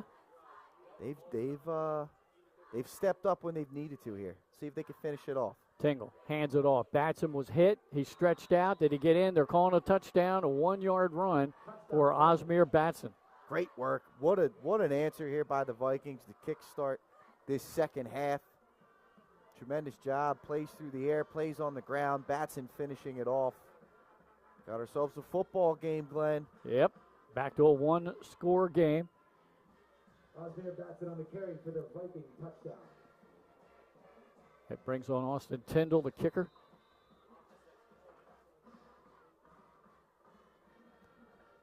Waiting snap from center. They jump up to the 1. Do they think about it here, Glenn? Do you think about it? They're looking to the sidelines.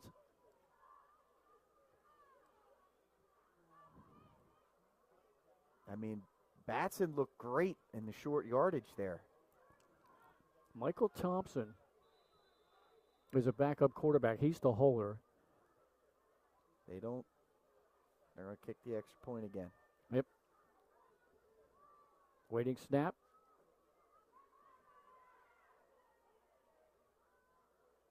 A little high. Thompson brings it down. The kick is through with 3:03 to go in the third. Cape Henlopen scores for the first time since the first quarter. First drive of the game. Yeah, they snap a 3-touchdown run there by the Riders, and it's a 1-score game at 21-14. Pat and I will be back right after this. Tonight's winner will take home $82. The winning ticket number is...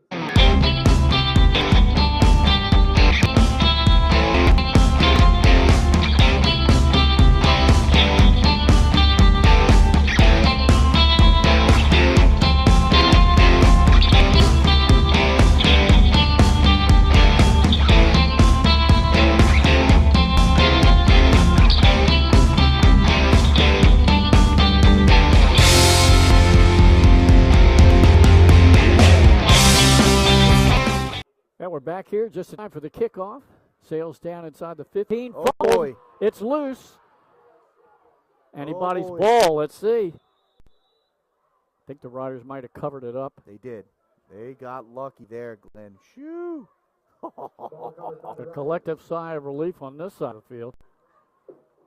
And one player getting up a little gingerly, and that's the one that recovered the fumble. That's number 12, Jadarian J. Sanchez. Now, this is a big drop. Cesar Rodney Their defense was just out there for 9 minutes of play, Glenn. This offense needs to take their time, pick up a few first downs, get to the quarter break, and let this defense catch their breath a little bit. So the Riders will start. They bring the offense out after a 9-minute drive by the Vikings. Quinn DeVere brings up third and about 2. They need to get this first down. You don't want to go 3 and out here. Oh, yeah, and bring Cape right back out. Your defense probably needs a little rest. Of course, a lot of these players are going both ways tonight. Mm-hmm. Tight formation. Oh, we getting tush push? Timmons went off the right side. He's going to be awful close. I think he got it. Yep, he got the first down yardage. Big first down right there. That essentially allows them, barring a turnover, to run the clock out of the third quarter within this set of downs. Very quickly paced third quarter of action, as Cape was predominantly on the ground in that drive. Riders with an unbalanced eye now. Second back throw, Jackson Timmons puts the helmet down, gets up to the 40. He'll pick up 3 on first down. Not bad. 3-4 yards on first down is where you want to be. Opens the playbook up. Allows them to go in a couple different directions, keep the defense on heels. Under a minute to go now, the third quarter. We got a one-possession ball game here on our First State Ortho game of the week. 21-14, Caesar Rodney on top. DeVere calling signals, takes a snap, fakes it. He's back to pass. He's looking downfield, and that's going to draw a penalty flag. Pass was intended for Jaden Minor. DeVere, I mean, it's a risky play to throw that football at that point. He put that ball up in the air, and Tingle kind of got unsure and went over the top, and that was a clear penalty right there. That's a big play in favor of the Riders. Brings the ball back to the original line of scrimmage where they will step off the penalty yardage, stopping the clock with 40 seconds left in the third.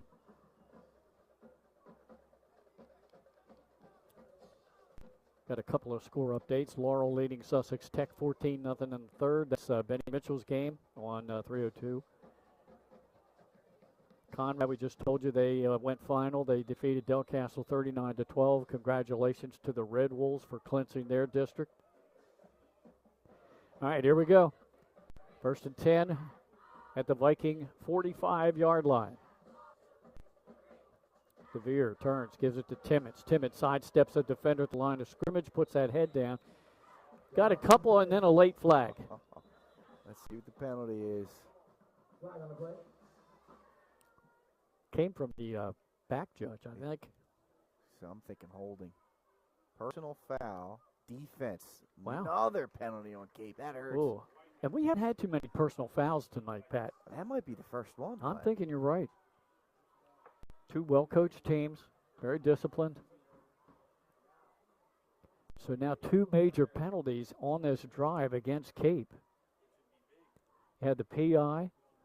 Now they step off the personal foul. So all the way down to about the 30-yard line, inside the 30 to the 28. And that's where the Riders will have it with barely a half a minute to go here in the third quarter.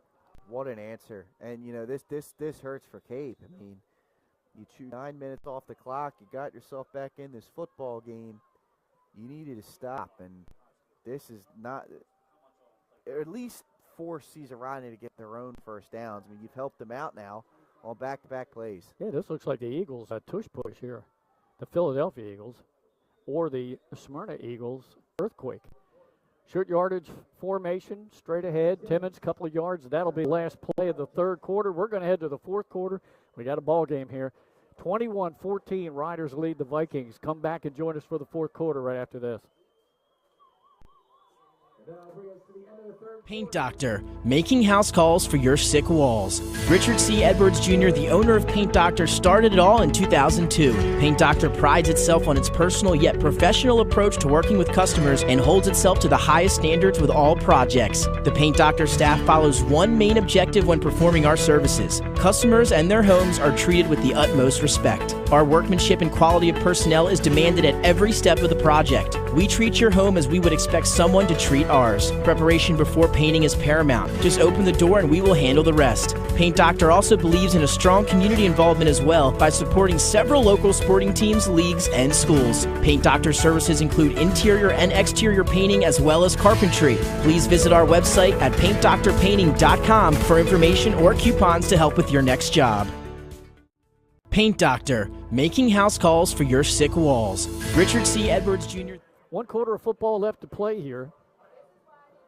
21-14, Caesar Rodney scoring all 3 touchdowns in the second quarter. Sandwiched around Viking touchdowns in the first and the third. And now the Riders, after a major penalty, have 2nd down and 8. They're at the 26-yard line of the Vikings. There's Irizarry coming off the sidelines, the tight end / wide receiver / defensive stud tonight. Just checked into the huddle with the play from the sidelines. And he will line up as a wide out, split to the bottom of your screen. Sanchez to the top. DeVere. They switch Jackson in. He's going to be just shy of the 15-yard line. So I just still got 3 yards right there. I mean, that's what you're looking to do. And you're letting that clock wind down. Right. You're in scoring range. You're up 7. A touchdown here with, 4 or 5 minutes off the clock. It's going to do some damage, man. Denzel Jones again split to the top of your screen. Sanchez to the bottom. Timmons behind the quarterback, DeVere, who fakes it, throws down the end zone, wide open for the touchdown. Jaden Miner. Just an all-out blitz, an absolute all-out blitz. Cape was sold that it was a run play. Tremendous job by the Riders there. Good play action fake by DeVere. He avoided some pressure by Cordell Richards, who came through the middle on the blitz, and wide open for a touchdown was Miner. That's beautifully done, and what an answer by the Riders. Nobody, no defensive back within 10 yards of him, wide open in the end zone. Here's Brody Hinkle to attempt the point after.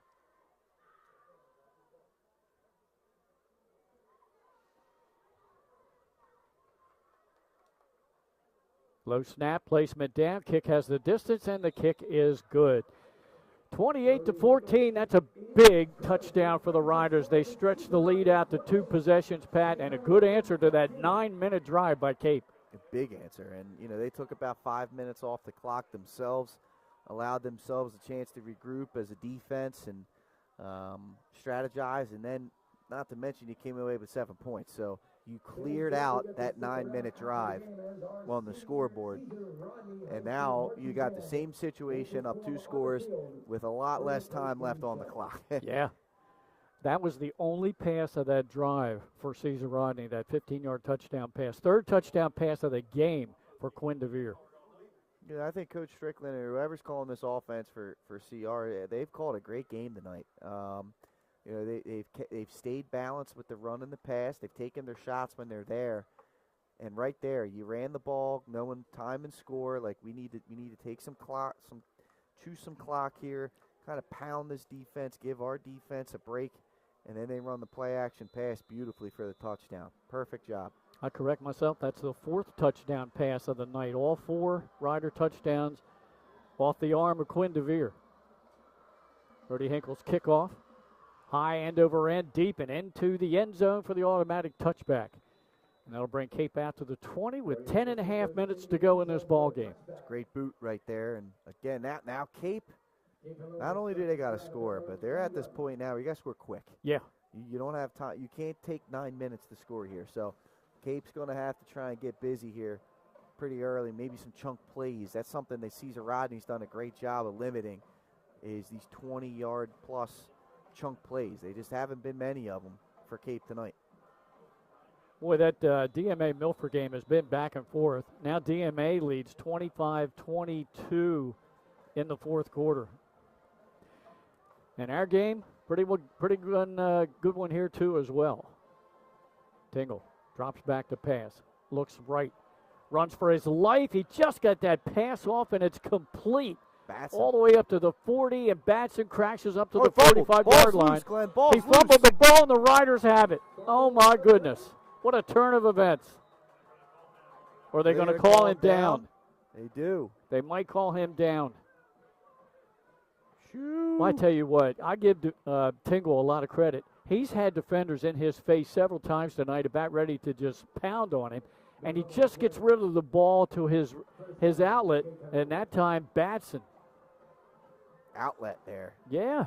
You're right, though. I mean, he was facing immediate pressure, and how about Batson's lucky the knee got down, because that could have been the coup de grace for Caesar Rodney if they were able to force a turnover right there. So there's the chunk play we were calling for. They need to get one or two more of them. Pat with a little French. You like that? Yeah. It's the language of love. That's what Marty was looking for. That's it. Tingle steps up. Now he throws to his outlet on the sideline. Couldn't bring it in. Incomplete. You know, I was always a fan of Pepe Le Pew. I love Pepe. Spoke French. Yes.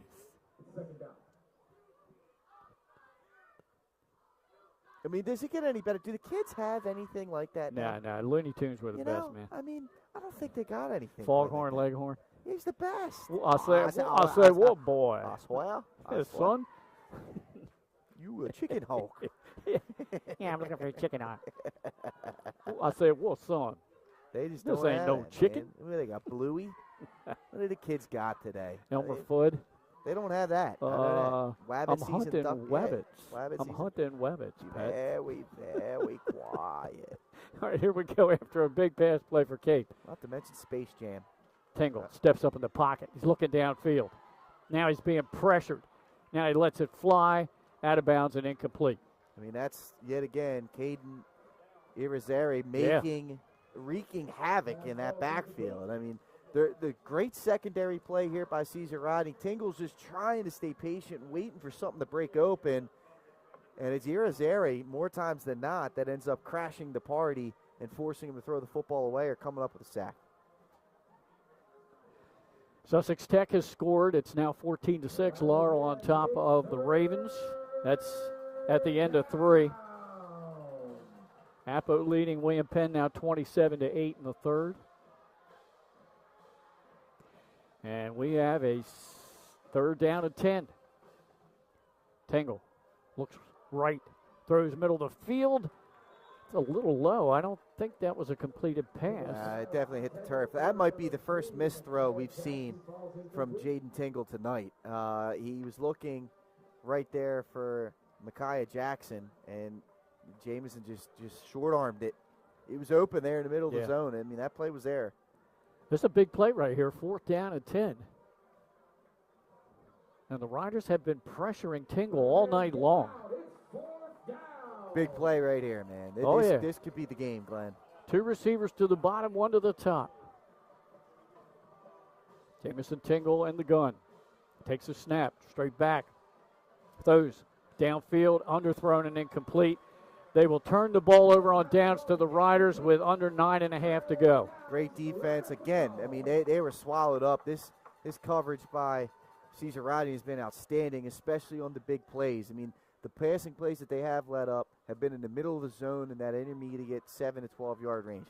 They've done a great job of not letting any big chunk plays happen or get anyone behind them. And I couldn't tell if there was a miscommunication in the slot or if Tingle just missed that throw to the outside receiver on the inside. Nonetheless, Caesar Rodney well in the driver's seat now. They can get themselves right back into cruise control with this running game. Up 2 scores, under 10 minutes to go. Riders looking for their 6th win of the season and their first win over Cape in quite a while. Irizarry split to the bottom of your screen. Handoff up the middle. Jackson Timmons. He just like shot out of a cannon, and he got 10 yards.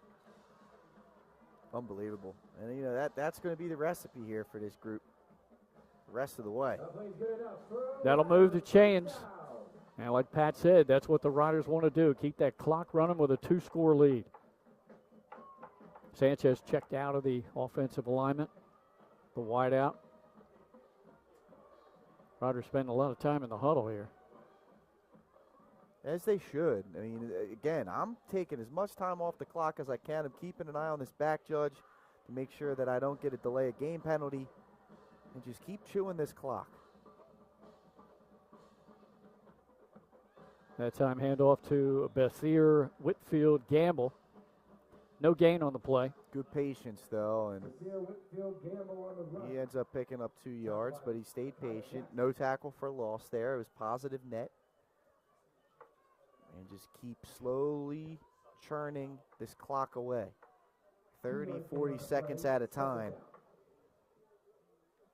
The 2-score lead really helps them, Glenn. Oh, big time.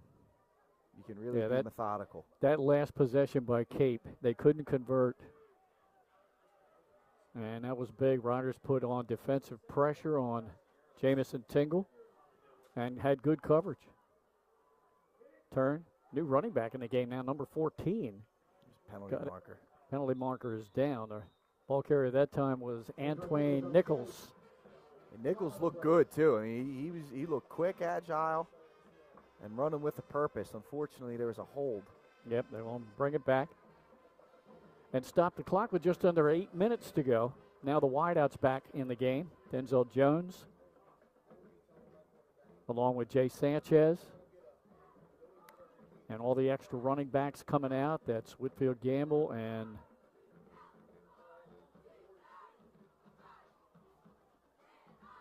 Gage Williams.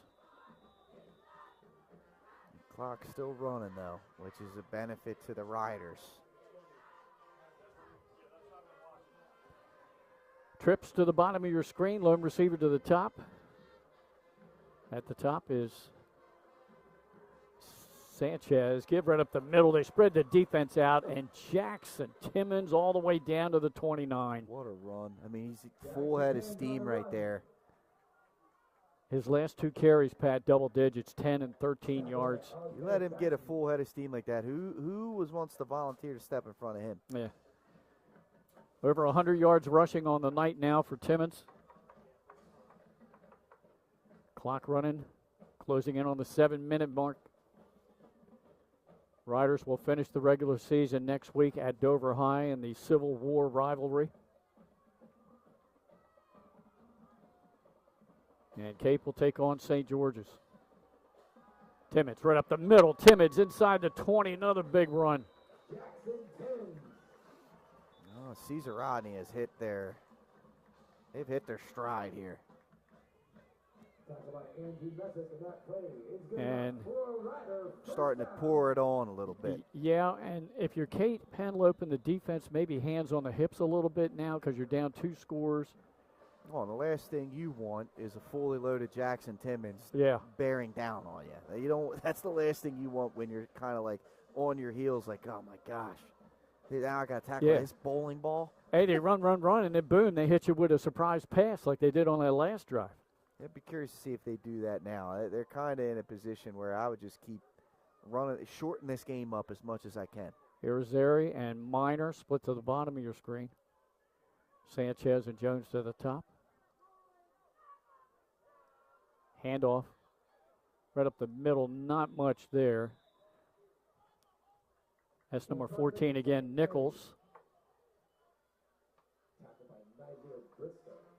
Officially, he'll get 2 yards. Over the midway point of this 4th quarter now, Glenn. Yeah. Denzel Jones, the sophomore wideout, brings the play in from the sidelines. Quinn DeVere right behind him. DeVere with 4 touchdown passes in the game.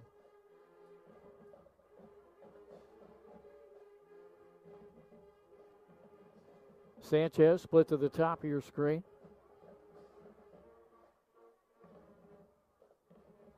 And the other three wideouts are right tight to the line. It's going to be a running play left side. Good block. And Jackson Timmons breaks to 10, the 5. He's in the end zone. First touchdown of the night for him. Well and deserved. Exclamation point, Pat. Absolutely. Well earned right there, man. He's been impressive. As this game has gone on, he's just gotten stronger. And this has been an impressive outing here by the Caesar Rodney Riders, man. The last 4 carries of that drive for Jackson Timmons were all double digits. 10, 13, 12, and that one there, 14. Yeah, he's getting the job done. No doubt about that. Brody Hinkle on to try to add his 5th extra point of the game and extend the Riders' lead to 35-14. Just 5:20 to go in this one.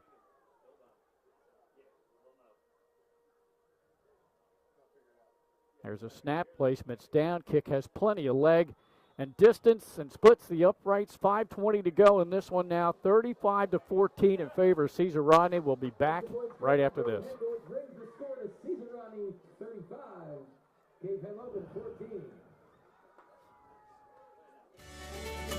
Turn your vision into a reality with Capstone Homes Design Center, bringing personalization, luxury, and quality all into one location, where you'll meet with our certified design consultant that'll show you exactly what you're choosing, so you can make the best choice for you when designing your new home. From first home to vacation houses, we build and design homes for everyone. Set up your appointment now and design your dream home today at Capstone Homes.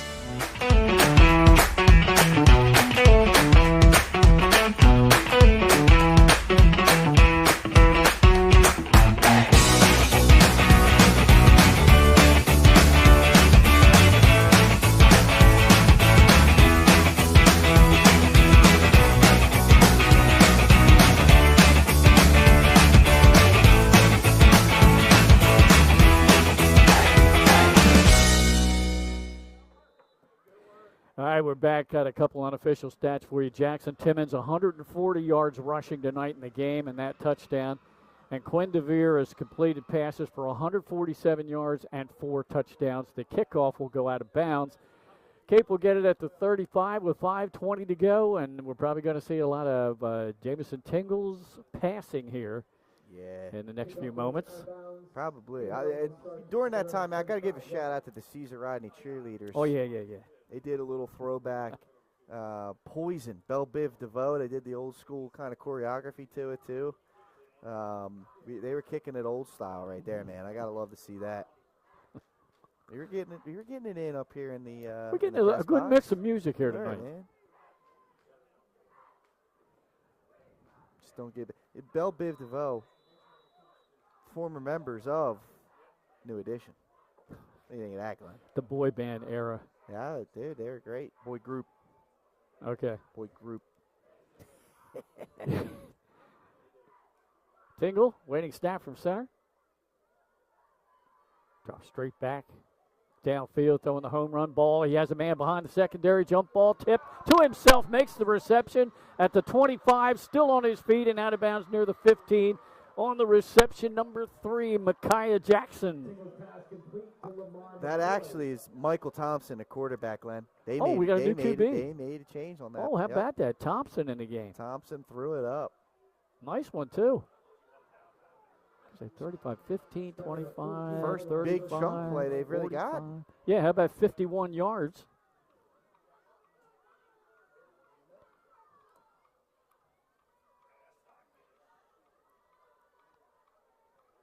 And the clock is stopped.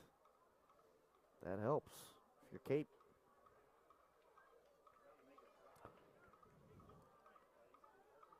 So Thompson, the backup quarterback, in now. Spelling Tingle, give right up the middle, and there's a touchdown run. How about a 2-play drive? Yeah, that's up penalty marker. There's Let's a see flag what this down is. now. Yep. It's going to come back. CR get lucky right there. And there's a penalty marker there, too. Is that a second one that threw in the air, or did I not? Okay, just one. All right. Was there a second penalty marker thrown or no? I'm not, number 8 there got the touchdown run. That's Ty Handy. Yeah, well, this is what Caesar Rodney can't have happen. You can't give them 7 points here. Quick scores. Quick. Right. Clock shows 5:03 to go. And, for Cape, credit to them, in the QB switch, it's a hold. Hold against Cape. Is there another? And then we got a dead ball on sportsmanlike against Cape. Wow. Ooh. So you got a 10-yard, and then you're going to mark 15 more after it. Yeah. And Chip Knapp can't be happy about that. He's out on the field just a little bit along the far sideline. They had the ball down at the 14-yard the 14-yard line after that 51-yard pass play.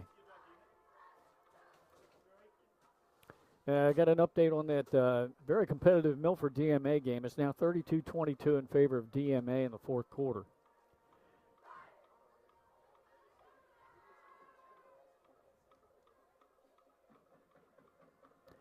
Now they're going to mark the 15 off. I mean, that's just a backbreaker. I mean, right when they get some momentum.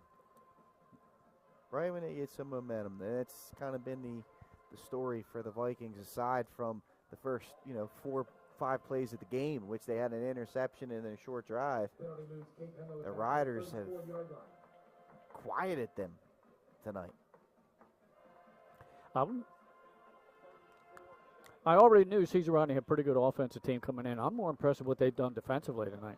They've been good on defense, Glenn. I completely agree with you, man. They've done a tremendous job shutting down this Cape Henlopen offense. So, again, 5 minutes to go, and we start thinking about who am I going to go down and interview for player of the game. And, there's always so many choices. I mean, you can look at Quinn DeVere, 4 touchdown passes. Jackson Timmons, almost 150 yards rushing and a score. But how about Irizarry? Both sides of the ball, and defensively, he's been in the quarterback's face all night. All night. He really has. Thompson straight back to pass. Steps up in the pocket, throws away downfield. The man is behind the secondary just a little bit too far and incomplete. I'll tell you what, I'm impressed with Michael Thompson's deep ball, man. Yeah. That's 2 of them now. That one a little bit too far out in front, but that's a good-looking deep ball he's got. That was once again intended for Micaiah Jackson, who caught the 51-yarder. Cordell Richards has had a pretty good night for Cape on the receiving end. Aiden Lamuth.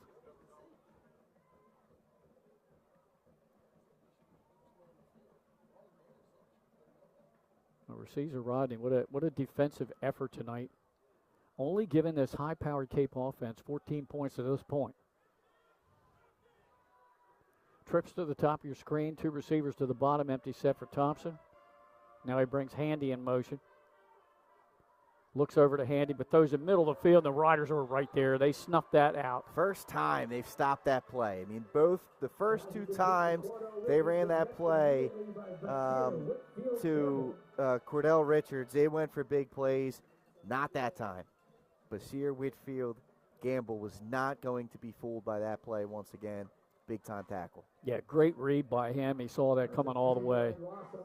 Now it's 3rd and Pike Creek. Yeah. All right, Pat thinks we're still upstate. Maybe let's see here. We have to go towards the Delaware Bay here. Yeah, I'm not too aware of down here. 3rd and Camden. We're in Camden. Oh, we're in Camden. Yeah, my Lord. That's okay, buddy. It's all right. 3rd and Bridgeville. You're on the music tonight. I'm on the. The Lamuth in motion. Thompson drops straight back. Pressure is coming. Looks for Lamuth and just throws it away over his head because he had Irizarry and also number 56 for Caesar Rodney right in his face. I think that was, no, I don't have a 56. Oh, yes, we do. That was a change. 56 is Jaden Thompson Green. There you go. Yep. Apparently earlier in the season when they handed out jerseys, he was a fullback.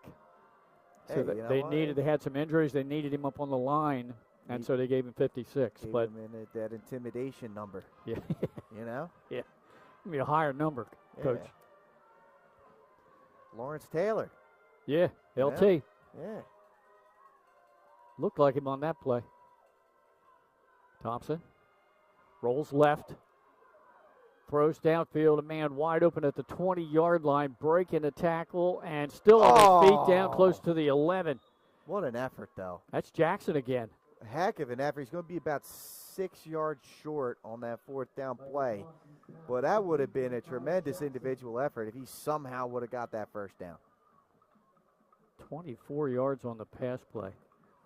So how about Thompson stepping in here?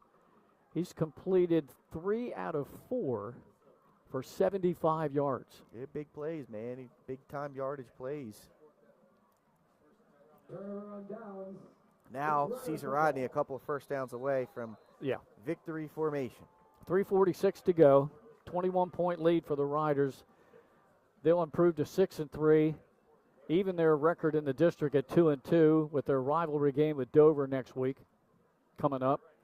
Cape will fall to 5-4 overall, also 2-2 in the district, and they play St. George's at home next week. Handoff right up the middle. I believe they gave that one to Gerardo Rivera. Yeah, the little guy. How about that? Yeah. Why That's not? another guy who's had a heck of a game tonight. Absolutely. Give Rivera some love, man.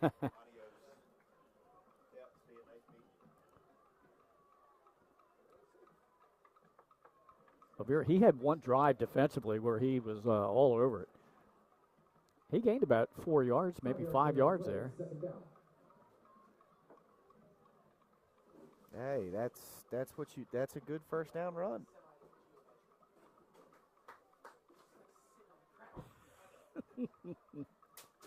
Shannon Timmons calling me out for my age, thinking I didn't know about Belle Biv DeVoe. Hey, look, he knew about Frank Sinatra last week, folks. Shannon, they never doubt me.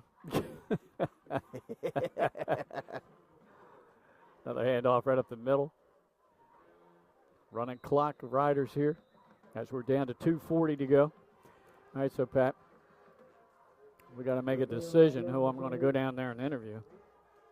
Tough one, man. There's a lot of great performances tonight. Oh, my gosh. Denzel Jones. Then, yeah, 2 touchdowns. Quinn DeVere. Four touchdown passes. 4. Irizarry. You know, Irizarry you could go with. And to close it out, Jackson Timmons was tremendous to close this game out. Yeah, it's always tough. To me, the passing game got it going early. Yeah, in that second quarter. And you know, Quinn DeVere finding Denzel Jones on those 2 touchdowns really, I mean, that's what allowed Caesar Rodney to take the 21-7 lead into the halftime break, and they just never looked back from that point on. DeVere taking all the time. Hands it off. Good gain that time. That's the first down that they needed, and now victory formation. Yep. All right, Pat. So I'm going to let you set up our crowd mic. Absolutely. So we get that all squared away. You got it, my friend. Take it away. And I'll head down, and I might pick a couple of guys out. We'll see. Well, do what you got to do, man. Like I said, I mean, it was such a balanced effort tonight by Caesar Rodney. You got a handful of guys that contributed to this win. There wasn't one absolute standout for sure.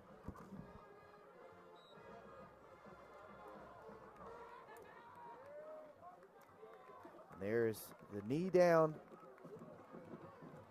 They might need to do one more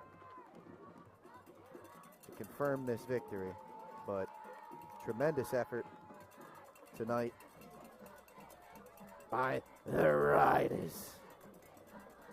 Yeah, that might be the new plug right there. Instead of the Raiders, the Riders.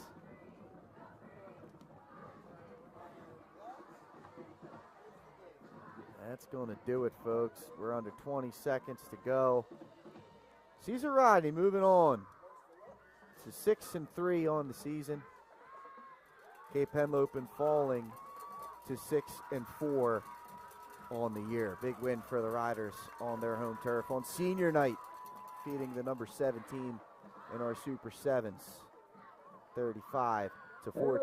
We'll go to commercial break. When we come back, Glenn's going to be with our players of the game. And we'll get him right here on 302 Sports. Be right back after this. Turn your vision into a reality with Capstone Homes Design Center, bringing personalization, luxury, and quality all into one location, where you'll meet with our certified design consultant that'll show you exactly what you're choosing, so you can make the best choice for you when designing your new home. From first home to vacation houses, we build and design homes for everyone. Set up your appointment now and design your dream home today at Capstone Home.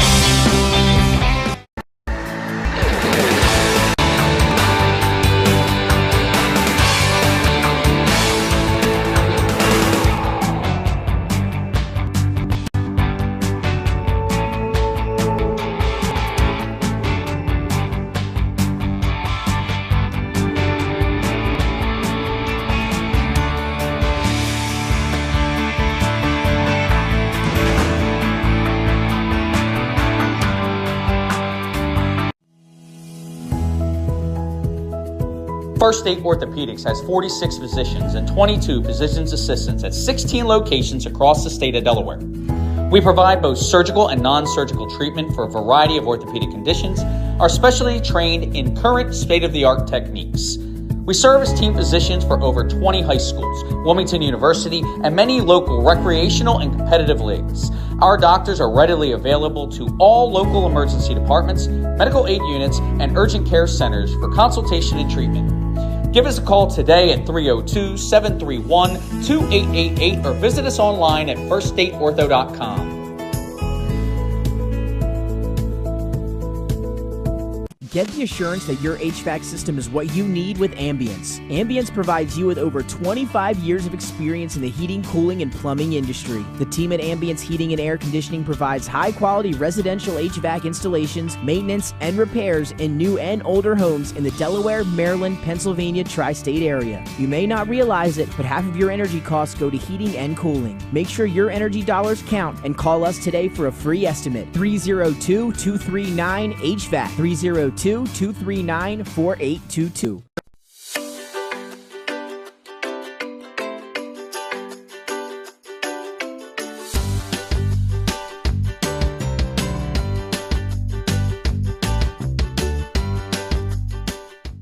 Welcome back in, ladies and gentlemen. Final score here tonight, Caesar Rodney getting a big-time win, 35-14 over the Cape Henlopen Vikings. Moves them to 2-2 in the district overall, 6-3 for their overall record, and we are just moments away from sending it down to Glenn Frazier. Looks like first man he's going to talk to is Caden Irizarry, who is tremendous on both sides of the football here tonight. He's got the 302 chain on. Glenn's getting him into position, and we're going to chat it up about this 35-14 victory. Take this one away, Glenn.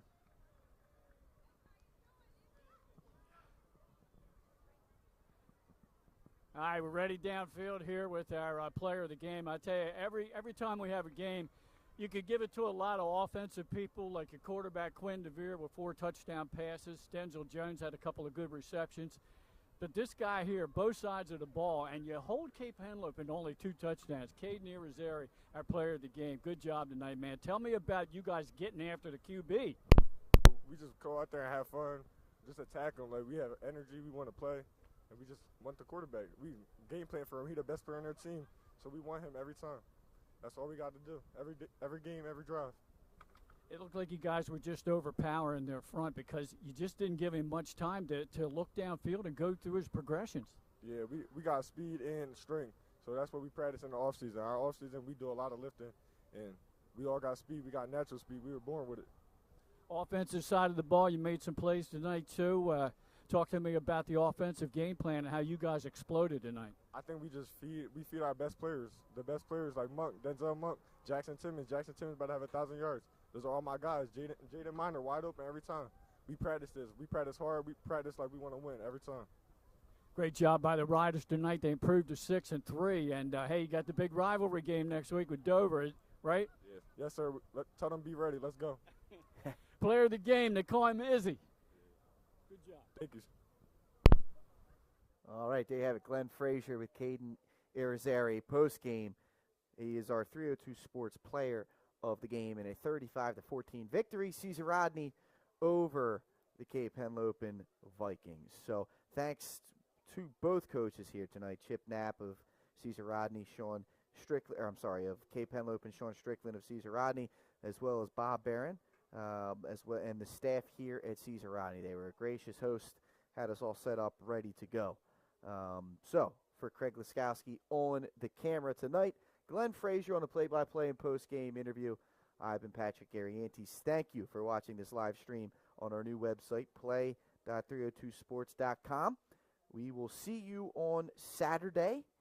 Got ourselves a good matchup there as the Sussex Central Golden Knights will travel to take on the St. George's Hawks.